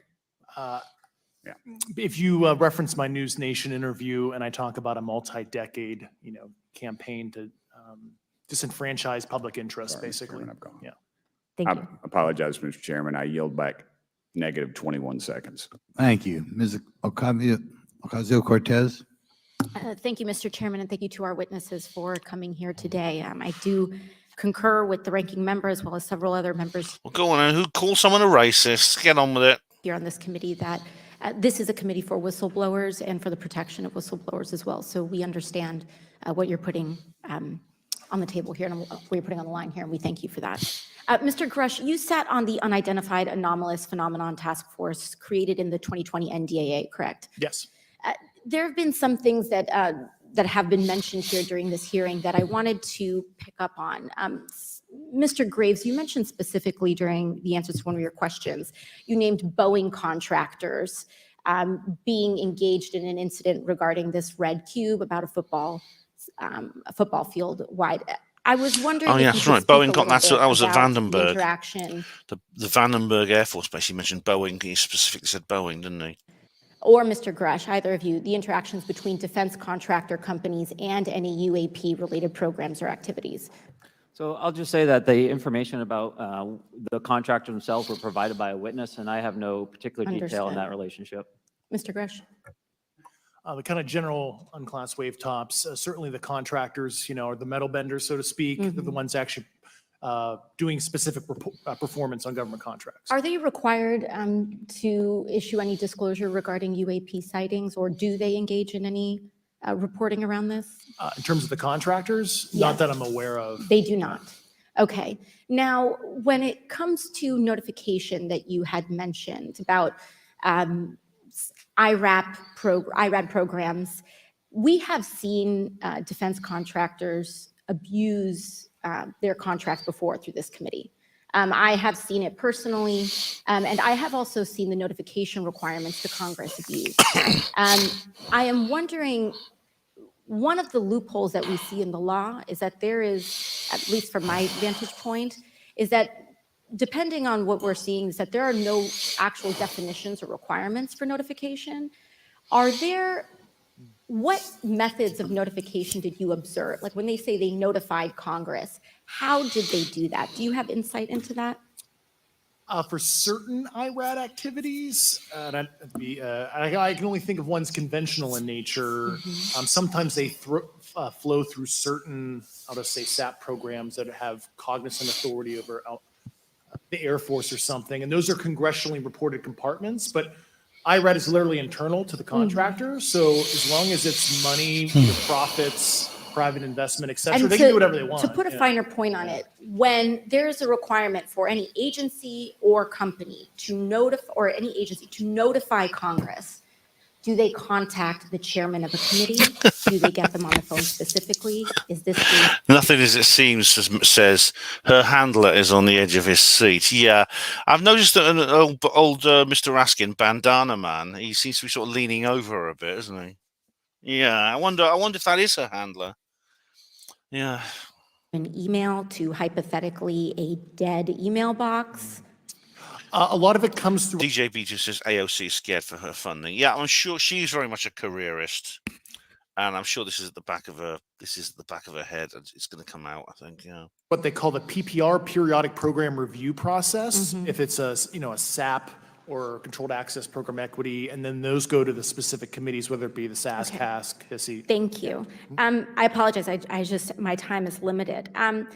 Mr. Graves, one of your main concerns is that the FAA currently does not have an official process to receive reports of UAP from pilots or others, correct? Correct. And in your experience, what data should the Aero program prioritize for potential collection? We have, location, date, time, but are there other specific characteristics that should be included in these reports? Certainly. I think that there's two categories that would be important. One would be kinematics and understanding the specifics of how the vehicle or objects are moving. And the second would be a more zoomed out approach of being able to look at origin and destination before the incident, as well as getting a better contextual understanding of how these objects are interacting with each other. Thank you. Now, because I only have a minute left, I apologize, we only have 5 minutes today. Thank goodness for that. For the record, if you were me, where would you look? Titles, Do you really want me to tell you? programs, departments, regions, if you could just name anything. If I were you, Alexandria, I think I'd fall into a permanent state of depression. I really would. Can you imagine it? God grief. And I put that as an open question to the three of you. I'd be happy to give you that in a closed environment. I can tell you specifically. Thank you. Oh, no, please don't. Please don't talk to AOC in a closed environment, David, please. Just leave her out of it. Commander Fravor? I would say, and I've told people that you have to know where to look. They're not going to divulge it to you because of the classification levels. But if you know where to look and who to talk to, which is exactly what Mr. Grush can point you, then you have them. Okay. Mr. Graves? I was an operator, so I was depending on folks like Mr. Grosh to do that homework. Okay. Thank you very much. I yield back to the chair. Mr. Biggs? Thanks, Mr. Chairman. I thank the witnesses for being here today. I'm over here. That's a great name. Thank you so much for Mr. Biggs. Great name. being here. I want to get into specific. God, he looks like a school headmaster, doesn't he? Here, and a reason I'm going to go this way is because you've talked a bit about what I would call misdirection by official U.S. government with regard to UAPs, right? And so I'm going to get to that in a second. But last week, White House NSC spokesman John Kirby stated that UAPs are having an impact on our training ranges and need to be treated as a legitimate issue. Do you concur with his statements? That's for each of you. Yes. Yes. Yes. Okay. Now, having said that, I'm going to take you to specific instances around the Phoenix Valley, because that's where I live. In 97, we had the famous Phoenix lights. case. I don't know if any of you are familiar with that. There were two things that went along with that, and the explanation was military training range off Luke and the Barry Goldwater Range. Do you know anything different other than the official explanation of those lights? I'm sorry, I'm laughing at the comments. They're hilarious. I was trying to focus. But he's mentioned, and it's interesting, he brings up the Phoenix lights. This is a completely unrelated UFO, a famous UFO case, but completely unrelated to the proceedings. So, yeah. Only what's in the public vernacular about it. That was outside the scope of my. And if we wanted to, just my question along with my colleague from New York, Ms. Ocasio-Cortez, if we wanted to find out more about that, where would we go to find the files, and who would we address? And are you going to tell me we need to go to a SCIF so you can tell us in a SCIF? I could potentially give you a vector on that. That specific case, I'm familiar with it in terms of public, but I give you a vector in closed environment, yeah. That would be good, thank you. So if it's true that UAPs are having an impact on training ranges, and this administration considers it to be a legitimate issue, what steps can Congress take to address training range impacts? And I say that having two very large training ranges in my state. Thanks, Hugo. Hugo says, beer spliffs, an interesting live video. I'm happy. I'm happy for you, Hugo. Thanks for joining us. And so we'll start with Mr. Graves and go on the panel. Some of the initial procedures have been implemented, such as within the United States Navy, that have a range failure report that gathers information from pilots. I understand that a service-wide reporting mechanism is still pending. However, that would be a great next step, not only for gathering information, but for showing the troops that it is an acceptable topic and reducing the stigma. Okay, please, all of you continue. Yeah, as a recipient of a lot of those training range reports, sometimes we only get contextual kind of oral reporting. It'd be nice if they attached all sensor data and there's a system in place that can handle multiple classifications of data. And that's an issue with the F-35, right? That jet was never built to be an ISR platform. And it's a pain in the, we'll just say butt, to get that data off, so. Great, thank you.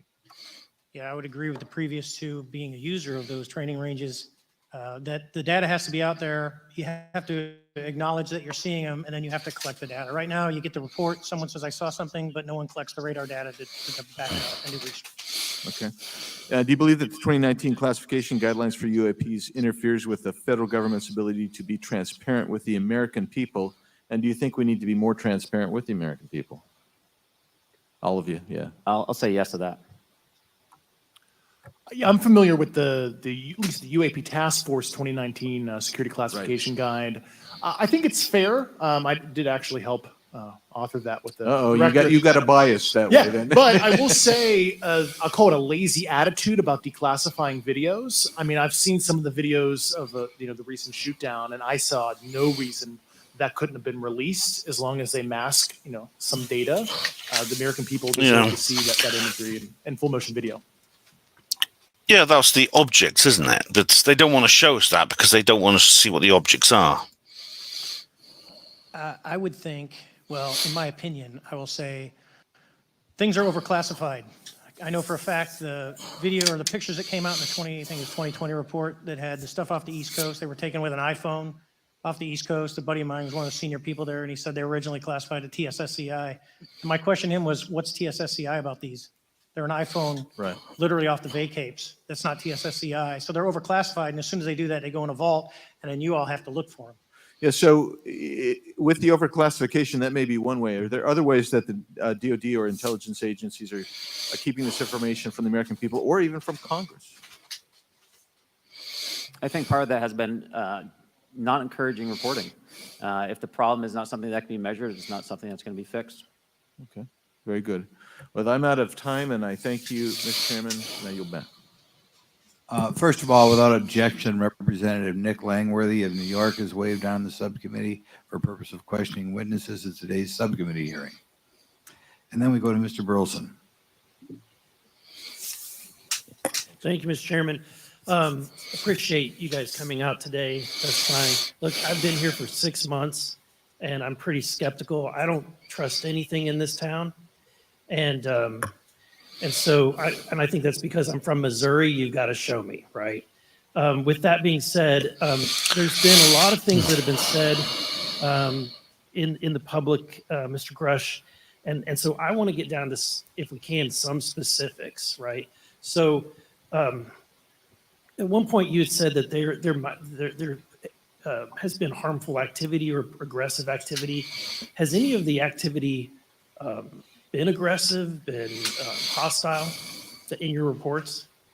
I know of multiple colleagues of mine that got physically injured.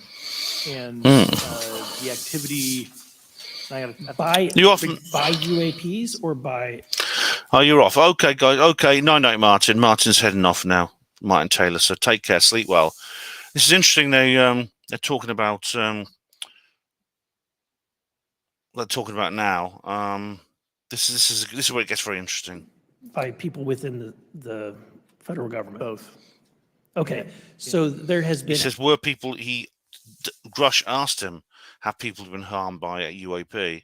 And he says, so that question indicates that he's revealed that there is a possibility that people are harmed by UAP, which would be very, very, that would be very sinister, I think, if that were the case. Activity by alien or non-human technology and or beings that has caused harm to humans.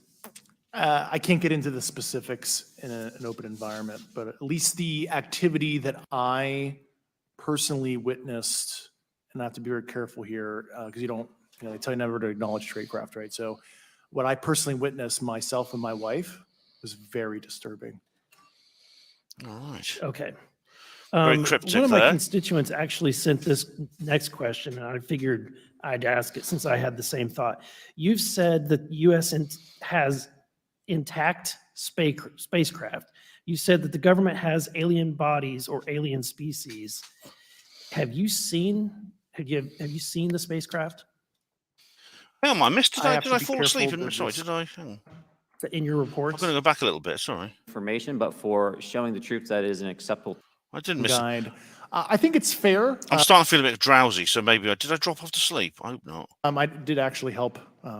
Representative Nick Langworthy of New York is Okay, waived on the Langworthy. subcommittee for purpose of questioning witnesses at today's subcommittee hearing. And then we go to Mr. Burleson. So we go straight to Bilson. That's it. Thank you, Mr. Chairman. Appreciate you guys coming out today, testifying. Look, I've been here for 6 months, and I'm pretty skeptical. I don't trust anything in this town, and so I think that's because I'm from Missouri. It's an expert, but I will give you a theoretical framework, at least to work off to kind of. The concept that an alien species that's technologically advanced enough to travel billions of light years. It's interesting when we talk about in this environment, but I could answer that question behind closed doors. He's answering about bodies. The bodies. There we go.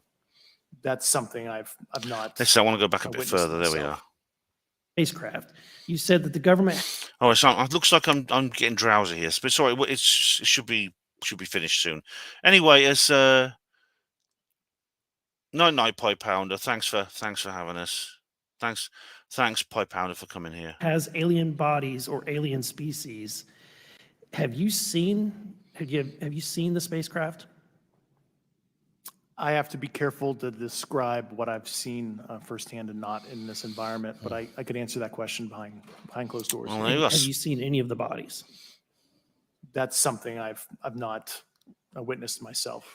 Okay, and so with that being said, and the other statement that has been made that was intriguing to me it's intriguing because my view has been that we are billions of light years away from any other system, and the concept that an alien species that's technologically advanced enough to travel billions of light years gets here and somehow is incompetent enough to not survive Earth or crashes is something that I find a little bit far-fetched.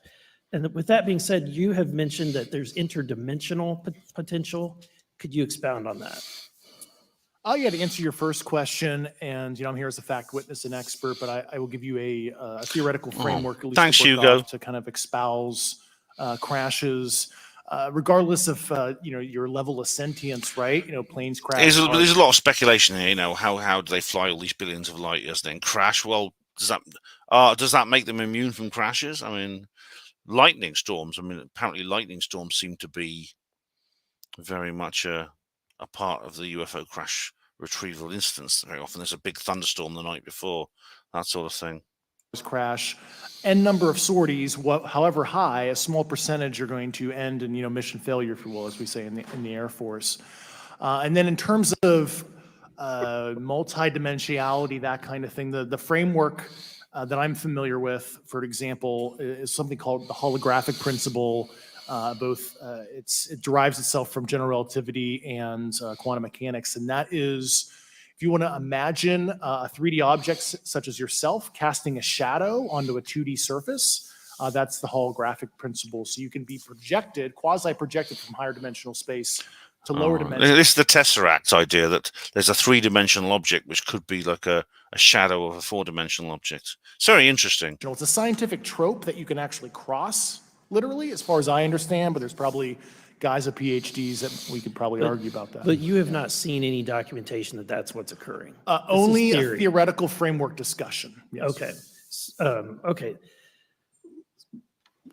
Occam's razor is that these aircraft, have they been identified that they are being produced by domestic military and contractors? Is there any evidence? Don't count on it, that's what's being Steve. recovered? Not to my knowledge, plus the recoveries predate a lot of our advanced programs that I previously am witting of. So That's a good point. Yes, would it be antiquity. safe to say that Antiquity. We didn't invent anti-gravity before piston engine aeroplanes, did we? there could be a scenario today where you have an aircraft that crashes and because it's been involved in one program from one federal agency, and but the agency that retrieves it is not aware of that program, and to them it appears alien in origin? I mean, that's a hypothetical situation I'm not aware of. No, surely not. Surely they would at least recognize human technology, even if they weren't part of that particular project. Surely. Historical situation that would match that you described. So You're not aware, it has not happened that you're aware of? that I'm aware of. Thank you, Mr. Chairman. I yield back.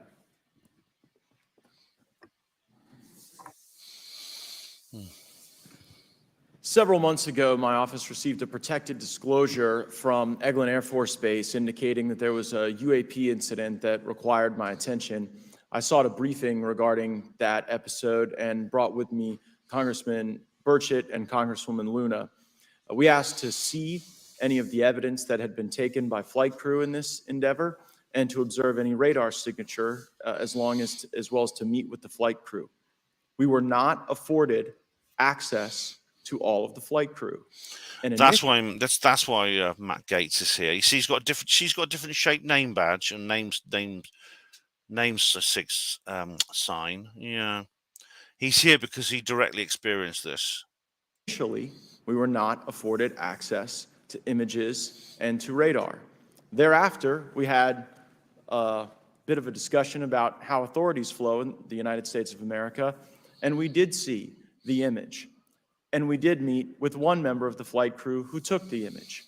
The image was of something that I am not able to attach to any human capability, either from the United States or from any of our adversaries. And I'm somewhat informed on the matter, having served on the Armed Services Committee for 7 years, having served on the committee that oversees DARPA and advanced technologies for several years. When we spoke with the flight crew, and when he showed us the photo that he'd taken, I asked why the video wasn't engaged, why we didn't have a FLIR system that worked. Here's what he said. They were out on a test mission that day over the Gulf of Mexico. And when you're on a test mission, you're supposed to have clear airspace. Not supposed to be anything that shows up. And they saw a sequence of 4 craft in a clear diamond formation for which there is a radar sequence that I alone have observed in the United States Congress. One of the pilots goes to check out that diamond formation and sees a large floating, what I can only describe as an orb. Again, like I said, not of any human capability that I'm aware of. And when he approached, he said that his radar went down. He said that his FLIR system malfunctioned and that he had to manually take this image from one of the lenses, and it was not automated in collection as you would typically see in a test mission. So I guess I'll start with Commander Fravor. How should we think about the fact that this craft that was approached by our pilot had the capability of disarming a number of the sensor and collection systems on that craft? Yeah.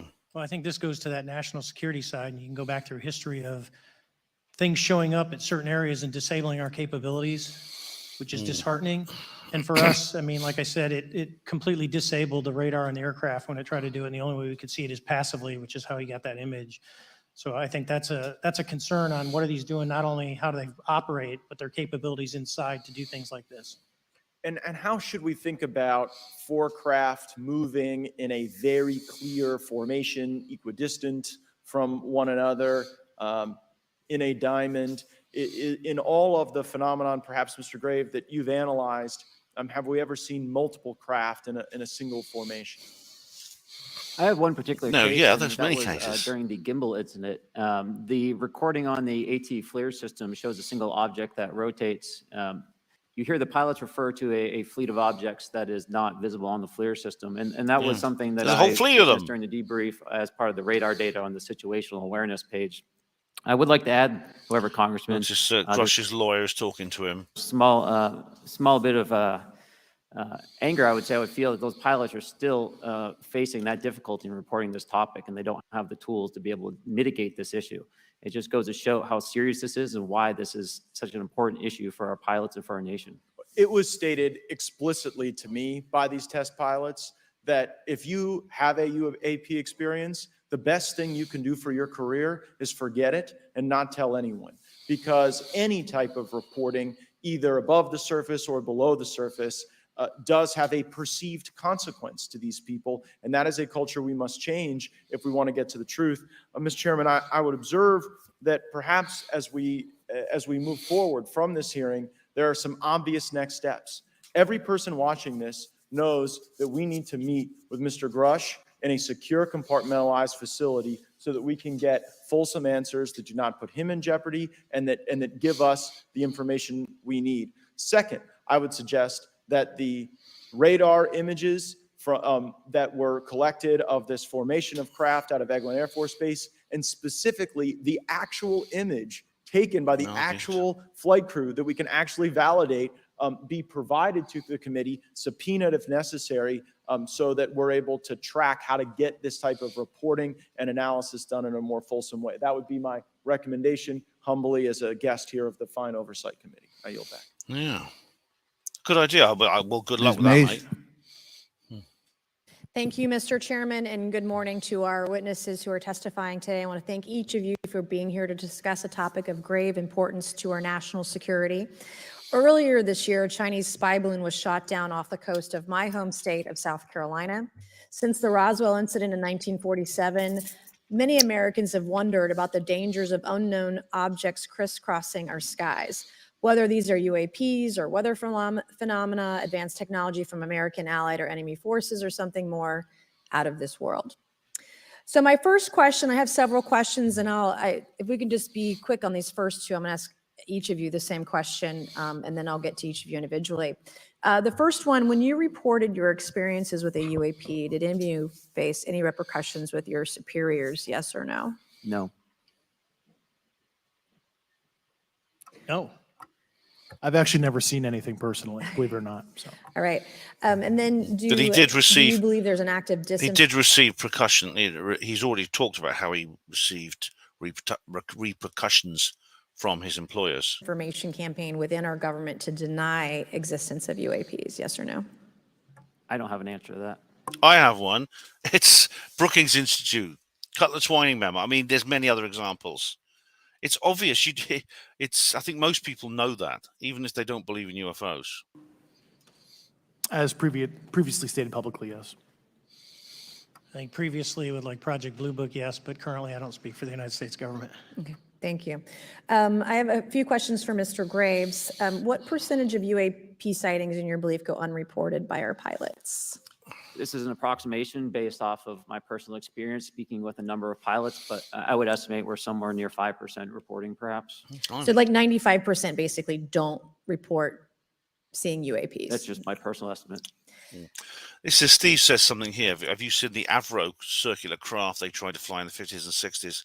Yeah, it got about 3 feet off the ground. Steve, didn't it, Steve? Yeah, there we go.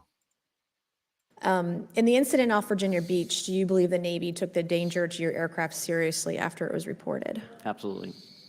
A few questions for Mr. Favor. As an expert naval aviator, have you ever seen an object that looked and moved like the Tic Tac UAP? No.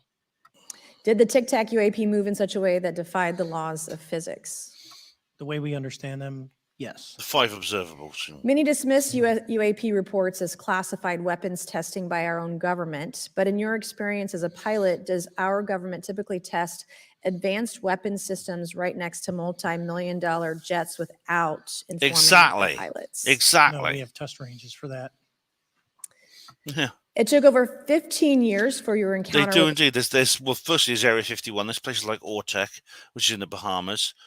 That's for the Navy. There's Area 51. I mean, why are they flying their own covert technology close to fully armed battle groups? I mean, I know the aircraft weren't armed at the time, but they had that. You know, it's still people could get killed. The Tic Tac to be declassified. Do you feel there was a good reason to prevent lawmakers from having access to this footage? No, I just think it was ignored when it happened, and it just sat somewhere in a file, never got reported. In a drawer. It happens a lot up here. Shocker. CG, I rather fancy being groomed for Project Bluebeam. That is a possibility. Yes, CG. Yes, and I did address that in the last video, and I'll probably come back to it in the one I'm doing this weekend. Mr. Gresh, a couple of questions for you too, sir, this morning. What percentage of UAPs do you feel are adequately investigated by the U.S. government, of the 5% that are reported? I can only speak for my personal leadership over at NGA. I tried to look at every report that came through that I could triage. So, do you believe that officials at the highest levels of our national security apparatus have unlawfully withheld information from Congress and subverted our oversight authority? Rhetorical questions. there are certain elected leaders that had more information that I'm not sure what they've shared with certain Gang of Eight members or et cetera, but certainly I would not be surprised. Okay. You've stated that the government is in possession of potentially non-human spacecraft.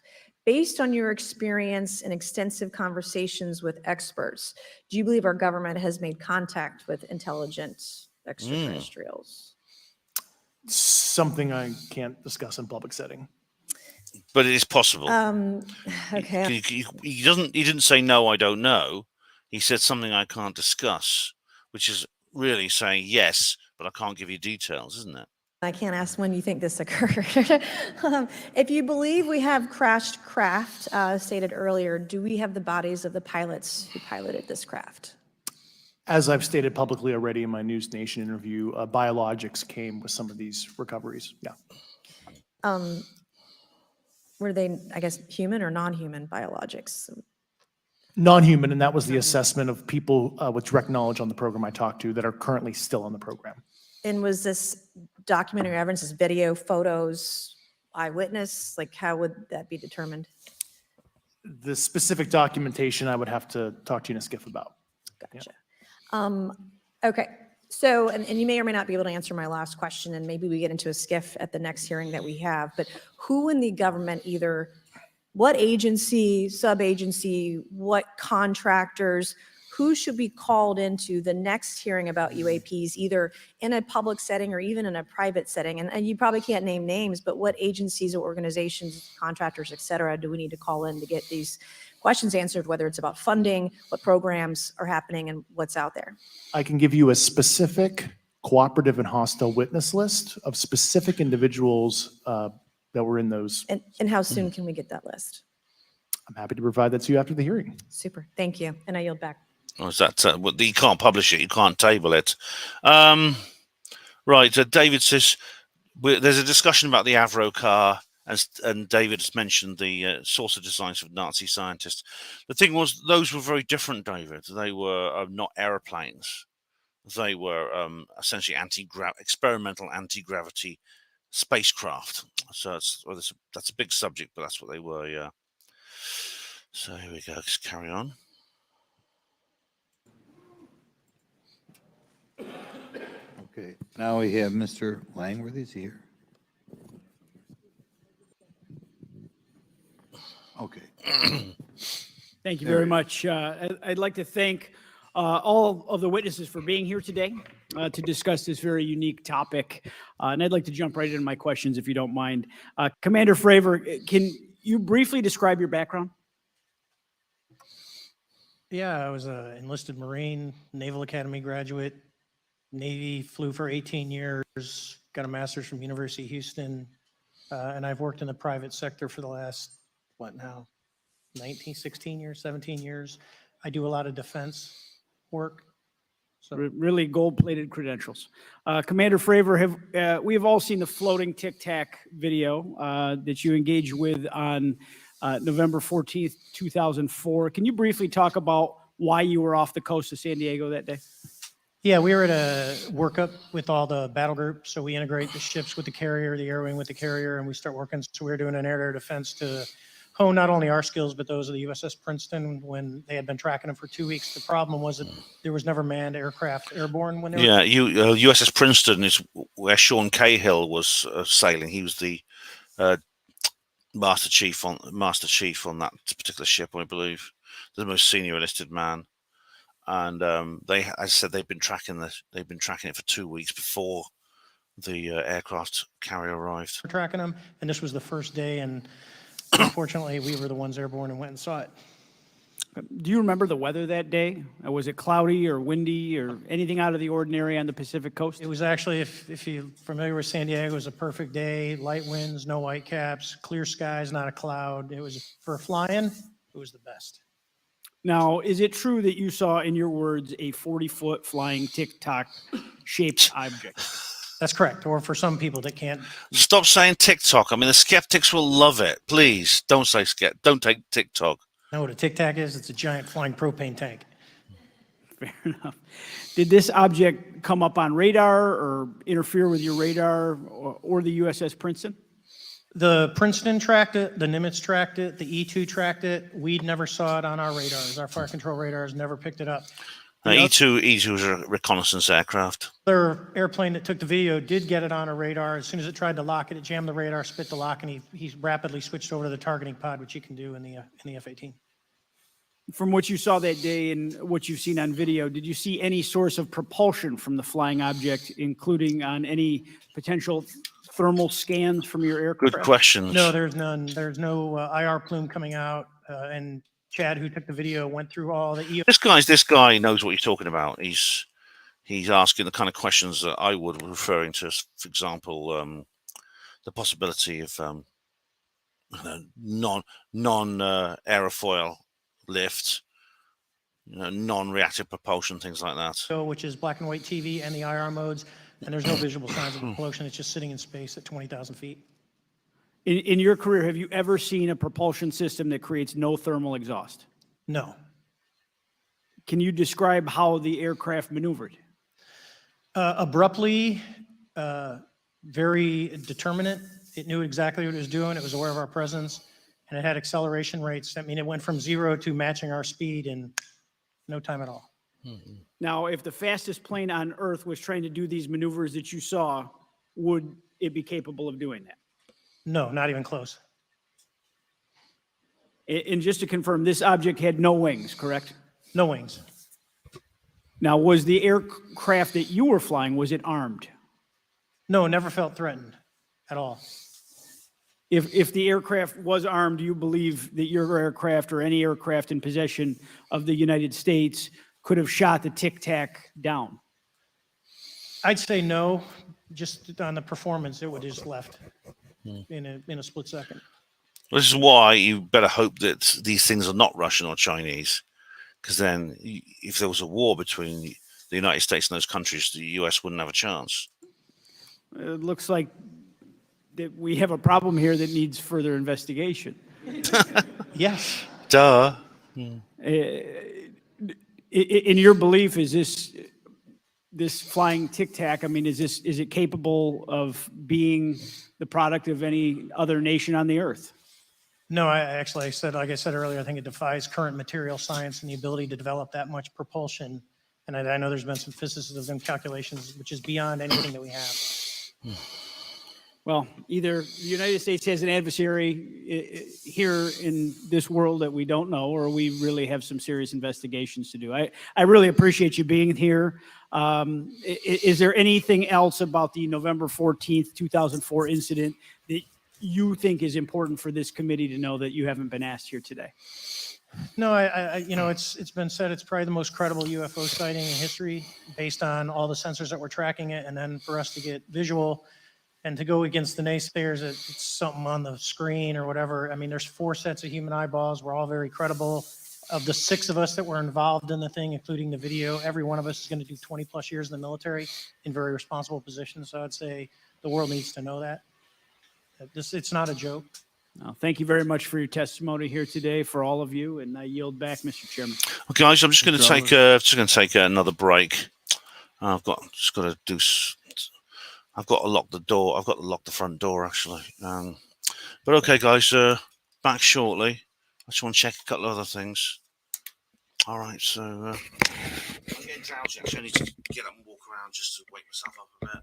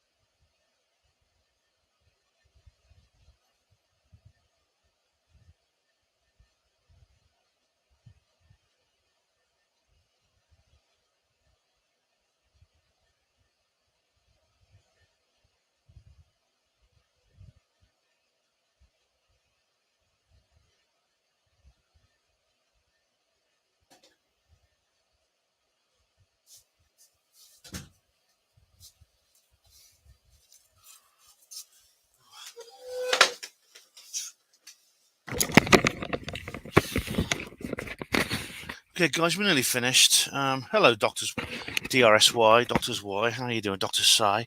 Only another 20 minutes to go. Then what I'll do is at the end of this, if you don't mind, I'll end the live stream straight away because I'm really tired and I've got work tomorrow. Okay, so I hope you guys are all right. Thank you, Mr. Chairman, and thank you all for being here and the courage it took to come forward and again, the sacrifice that each of you have made. I serve on the National Security Subcommittee for the Financial Services Committee, so I really want to stay in the national security lane. If I may. So when we think about traditional adversaries and both us... Who would vote for a guy called Ogles? Vote Ogles. He will ogle you. Towards them and them towards us. You know, we probe their capabilities. We look for weaknesses, and I don't want to know what you probe, mate. we collect that data, that reconnaissance for in the event we need it in the future. For each of you, yes or no question, based off of your own experience or the data that you've been privy to, is there any indication that these UAPs could be essentially collecting reconnaissance information? Mr. Graves? Yes. It's always possible, isn't it? Fair assessment, yeah. Mr. Fravor? Very possible. Again, in the national security vein, When they're going is it after possible nuclear weapons, and that's things like that, yeah. that these UAPs would be probing our capabilities? Yes or no, Mr. Graves? Yes. Rush? Yes. Fravor? Definitely.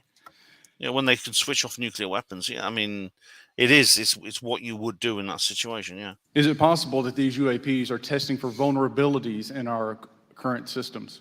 Yes. Yes. Possible. Do you feel, based off of your experience and the information that you've been privy to, that these UAPs provide an existential threat to the national security of the United States? Mr. Graves? Potentially. Yes, sir, potentially. Same answer, potentially. Yeah, I'd say Fravor. definitely, potentially. Mr. Graves and Fravor, in the event that your encounters have become hostile, would you have had the capability to defend yourself, your crew, your aircraft? Absolutely not. Sir? No. Is based off of the information that How do you defend yourself against something that can fly 100 times faster and has it's obviously like these. You better hope it's not China and Russia, definitely. been privy to, is there any indication that these UAPs are interested in our nuclear technology and capabilities? Yes. By external observation, sure, that could be a fair assessment, yeah. Yes. Is there any indication that the Department of Energy is involved in UAP data collection and housing? I don't have an answer. I can't confirm or deny that in a public setting. And could you do it in a secure setting? Yes. So David Grush knows that the Department of Energy is involved too. He just said he can't. He didn't say I don't know. He said I can't confirm or deny it in a public setting, but I can in private, which means yes, they are. Excuse me. If he didn't know, he would just say I don't know. If they're not, then I suppose you can't deny it either. But the Department of Energy, of course, is basically, it sounds benign, they run power stations and things, but they're actually a part of the United States nuclear weapon research. That's what it's all about. Mr. Fravor? No, I don't know. Mr. Chairman, I think I'm the last member to go, but there clearly is a threat to the national security of the United States of America. As members of Congress, we have a responsibility to maintain oversight and be aware of these activities so that, if appropriate, we take action. I would encourage the chairman to demand that we have any and all, but in particular Mr. Grush, talk to us in a skiff. And if that access is denied, I will personally volunteer to initiate the Holman Rule against any personnel or any program or any agency that denies access to Congress. Mr. Chairman, with that, I will yield the remainder of my time to my fellow colleague from Tennessee, Mr. Burchett. The Holman Rule is very. I've only found out more recently what the Holman Rule means because it was mentioned in an interview, I think, with Tim Burchett. Now, it basically means that the Congress can use its authority to defund certain departments and individual projects, or even sack people within, or order the employer to sack the people within it. So it's very interesting mentioned. The Holman Rule basically is the Congress really stretching its muscle. So, yeah. Thank you, Mr. Chairman. Thank you, Mr. Ogles, for the great questions, brother. Mr. Grush, I might have asked this before, but I want to make sure. Do you have any personal knowledge of someone who's possibly been injured working on legacy UAP reverse engineering? Yes. All right. How were they injured?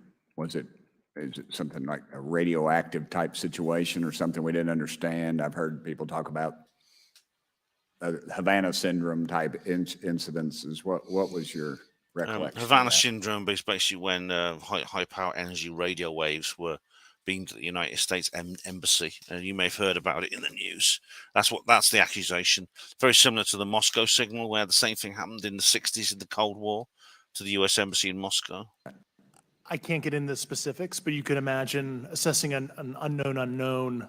There's a lot of potentialities you can't fully prepare for. How do you think we ought to handle UAP whistleblower complaints like yours in the future? Yeah, there was some issue with mine. So, PPD-19 process, it goes to the Intel committees, either through PPD-19 or ICD-120.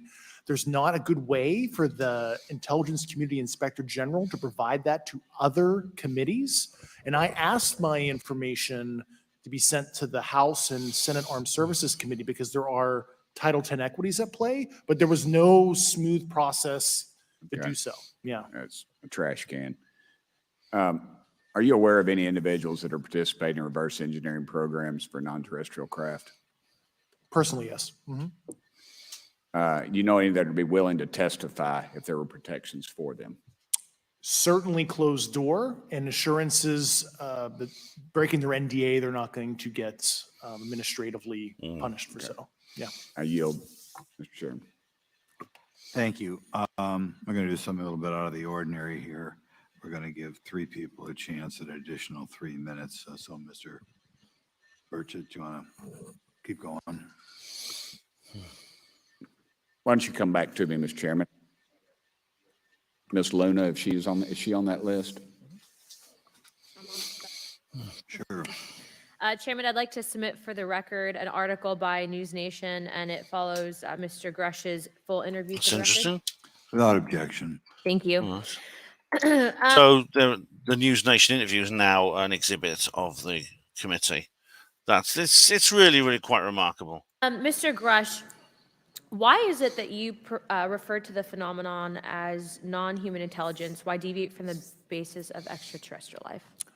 I think the phenomenon is very complex, and I like to leave an open mind analytically to specific origin. When you say specific origin, can you elaborate on that for those that might not? If it's a traditional extraterrestrial origin or something else that we don't quite understand from either a biological or astrophysics perspective. Yeah, I just like to keep an open mind on what it could be. Yeah. Okay. And referring to your News Nation interview, you had referenced specific treaties between governments.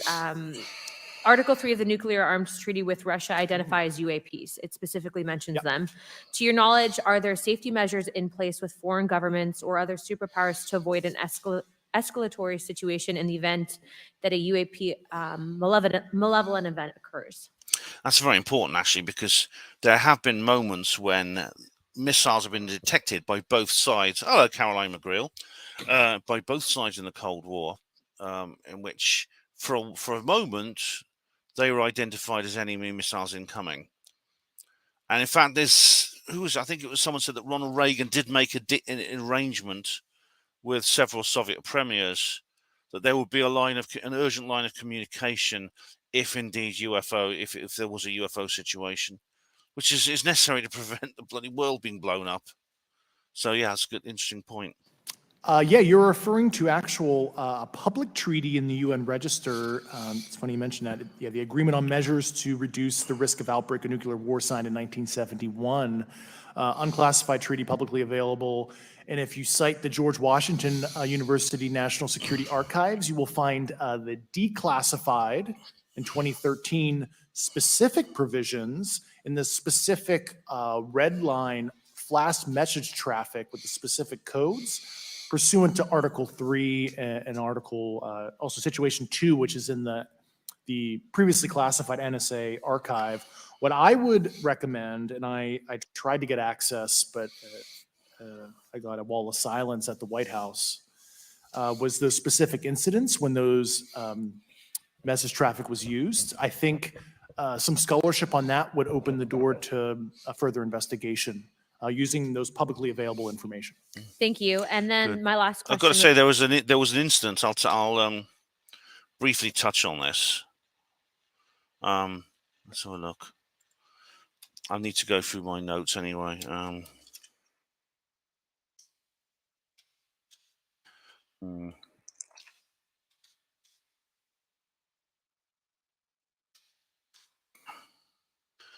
Right. Yeah. This is a tweet by Mike Colangelo. This has been going around UFO Twitter actually, so you might find this interesting. I'll bring this up. I'll say more about this in the next video, but this tweet is very interesting. There we go.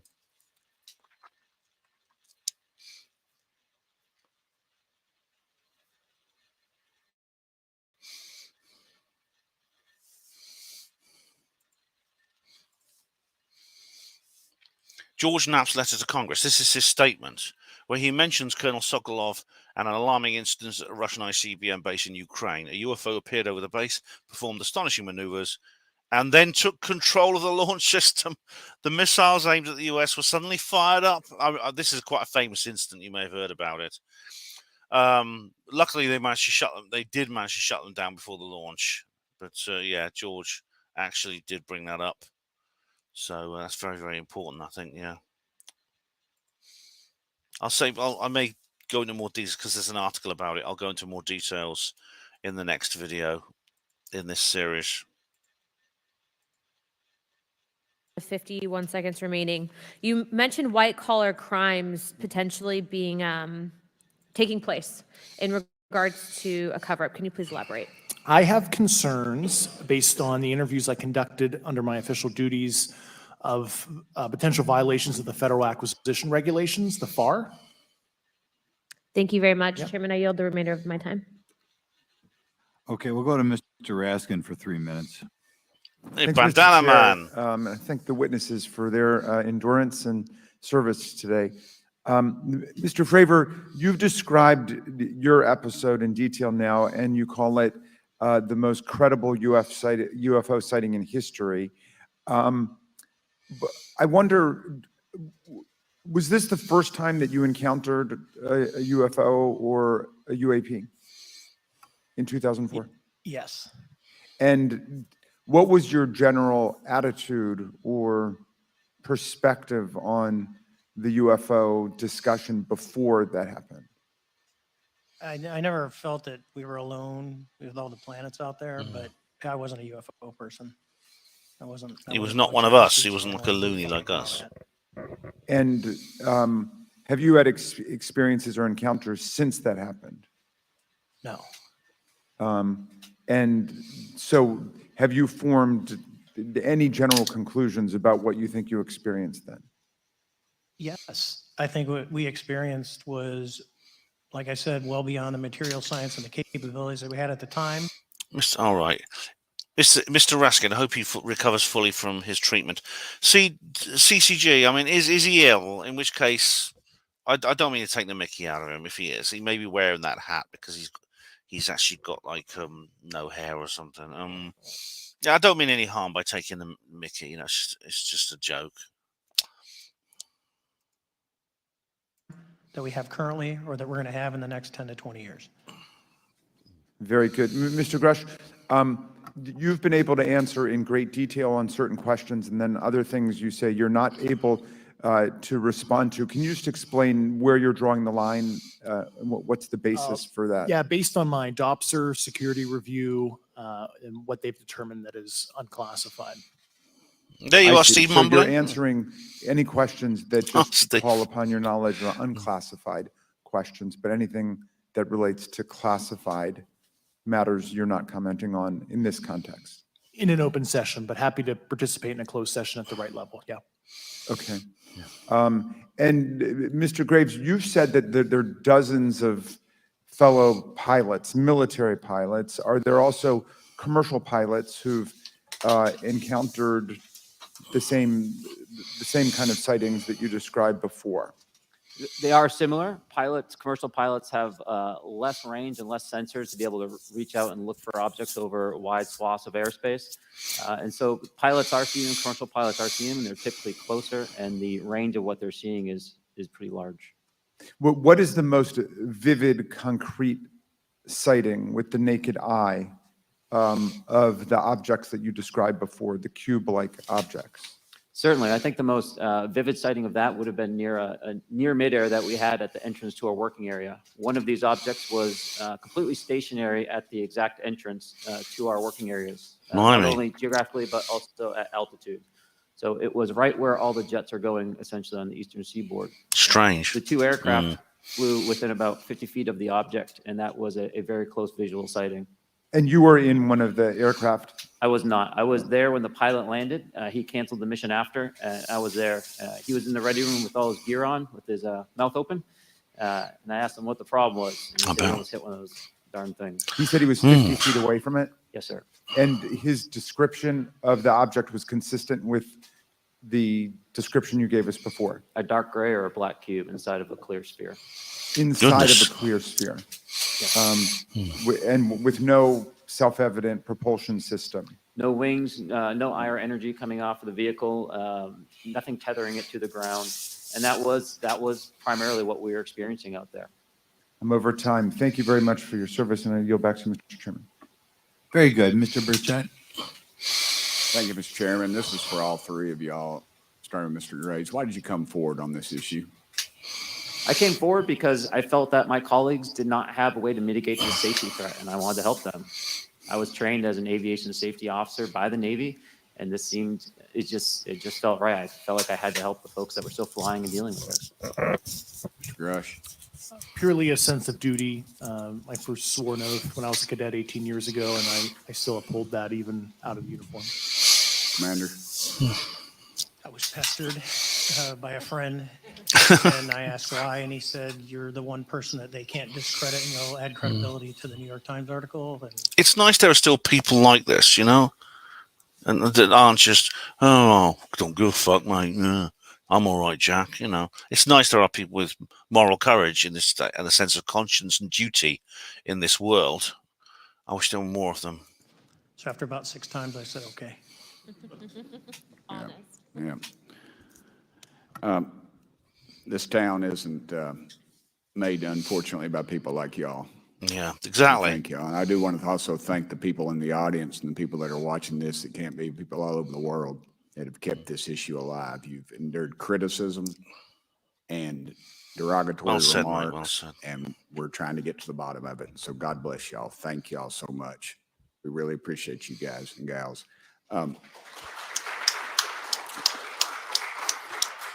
That's why we need term limits. Y'all keep clapping, us politicians just keep talking. So let me ask y'all, how can the public contribute to UAP reporting? And what avenues you think are available to the public to report these sightings? Well, right now, I don't think there is a lot of public options for every man to be able to report on this. I think even for professionals that have sensor data that are seeing these on a regular basis, they're still hesitant to come forward. And so for the general public, I think encouraging the conversations that we're having today, looking for technology solutions that can be distributed so that objective data can be gathered is the first place to go. Mr. Grush? I'll just touch on the whistleblower side of it. I do encourage, current and former military, intelligence community, and industry contractors to come forward in a legal way, either through the IC or DoD or whatever the cognizant IGs are, to lead, join me in this discussion. Commander, and I guess I should say this for the record. My daddy was United States Marine Corps, 1st Marine Division. So, Hoorah. Yes, sir. He was old school, him and Chesty Puller on Peleliu. So thank you, wow. brother. Wow. Yes, sir. I'm not anything like my daddy. He was incredible. I'm very mediocre to say the least, but go ahead. You seem to be doing fine. No. For me, I was an accident investigator, so the biggest thing that you learn, and I think that witnesses need to do is, one, don't try and make the fish bigger than it was. Stick to the facts, write it down, and don't speculate what you think it is because it will sway your decision. Just write the facts down. We can get all the facts together and we can start to investigate and get a real honest story instead of it was this big. Thank you. And I want to thank everybody. We made history today. Mr. Chairman, I yield. Oh, Thank you much, Mr. Garcia. we did. We made history. Thank you. I know now we're going to be making some closing remarks, and so I just wanted to say a few things. First, to our witnesses, I want to thank all of you for being here with us today. I know that it takes a lot of courage. You're telling really important information to this committee, and I just want to thank you also for all three of you, your service to our country. I'm just going to let this play now because my dehumidifier is just announced it's full up. So I'll let this play. There we go. And you can watch this while I go and quickly empty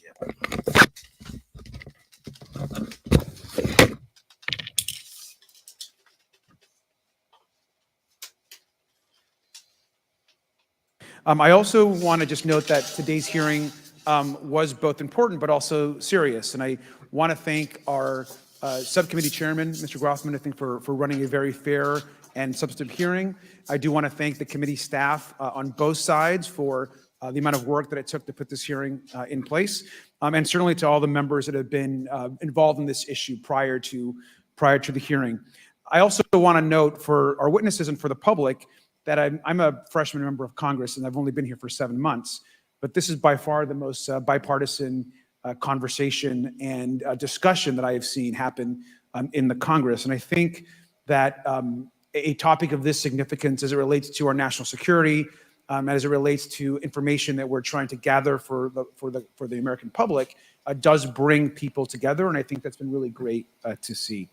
I think it's also important to note for the public, today in our hearing, we had on our side also both our full ranking member, which is Mr. Raskin, and our vice ranking member, which is Ms. Ocasio-Cortez, both here at our hearing. I think it shows the importance and seriousness that our side of the aisle is taking to this important hearing, but also to the broader issue as it relates to working with our Republican counterparts on this committee.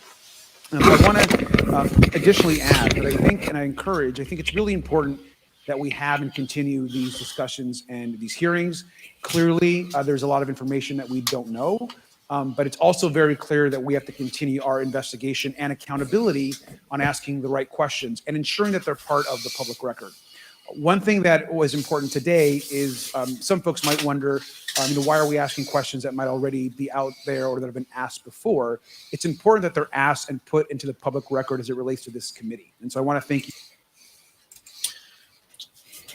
Dave, you can't have a news report about UFOs without the one and only Nick Pope, can you? For answering some questions multiple times. I know not just in maybe meetings you had with some members, but also here in the public.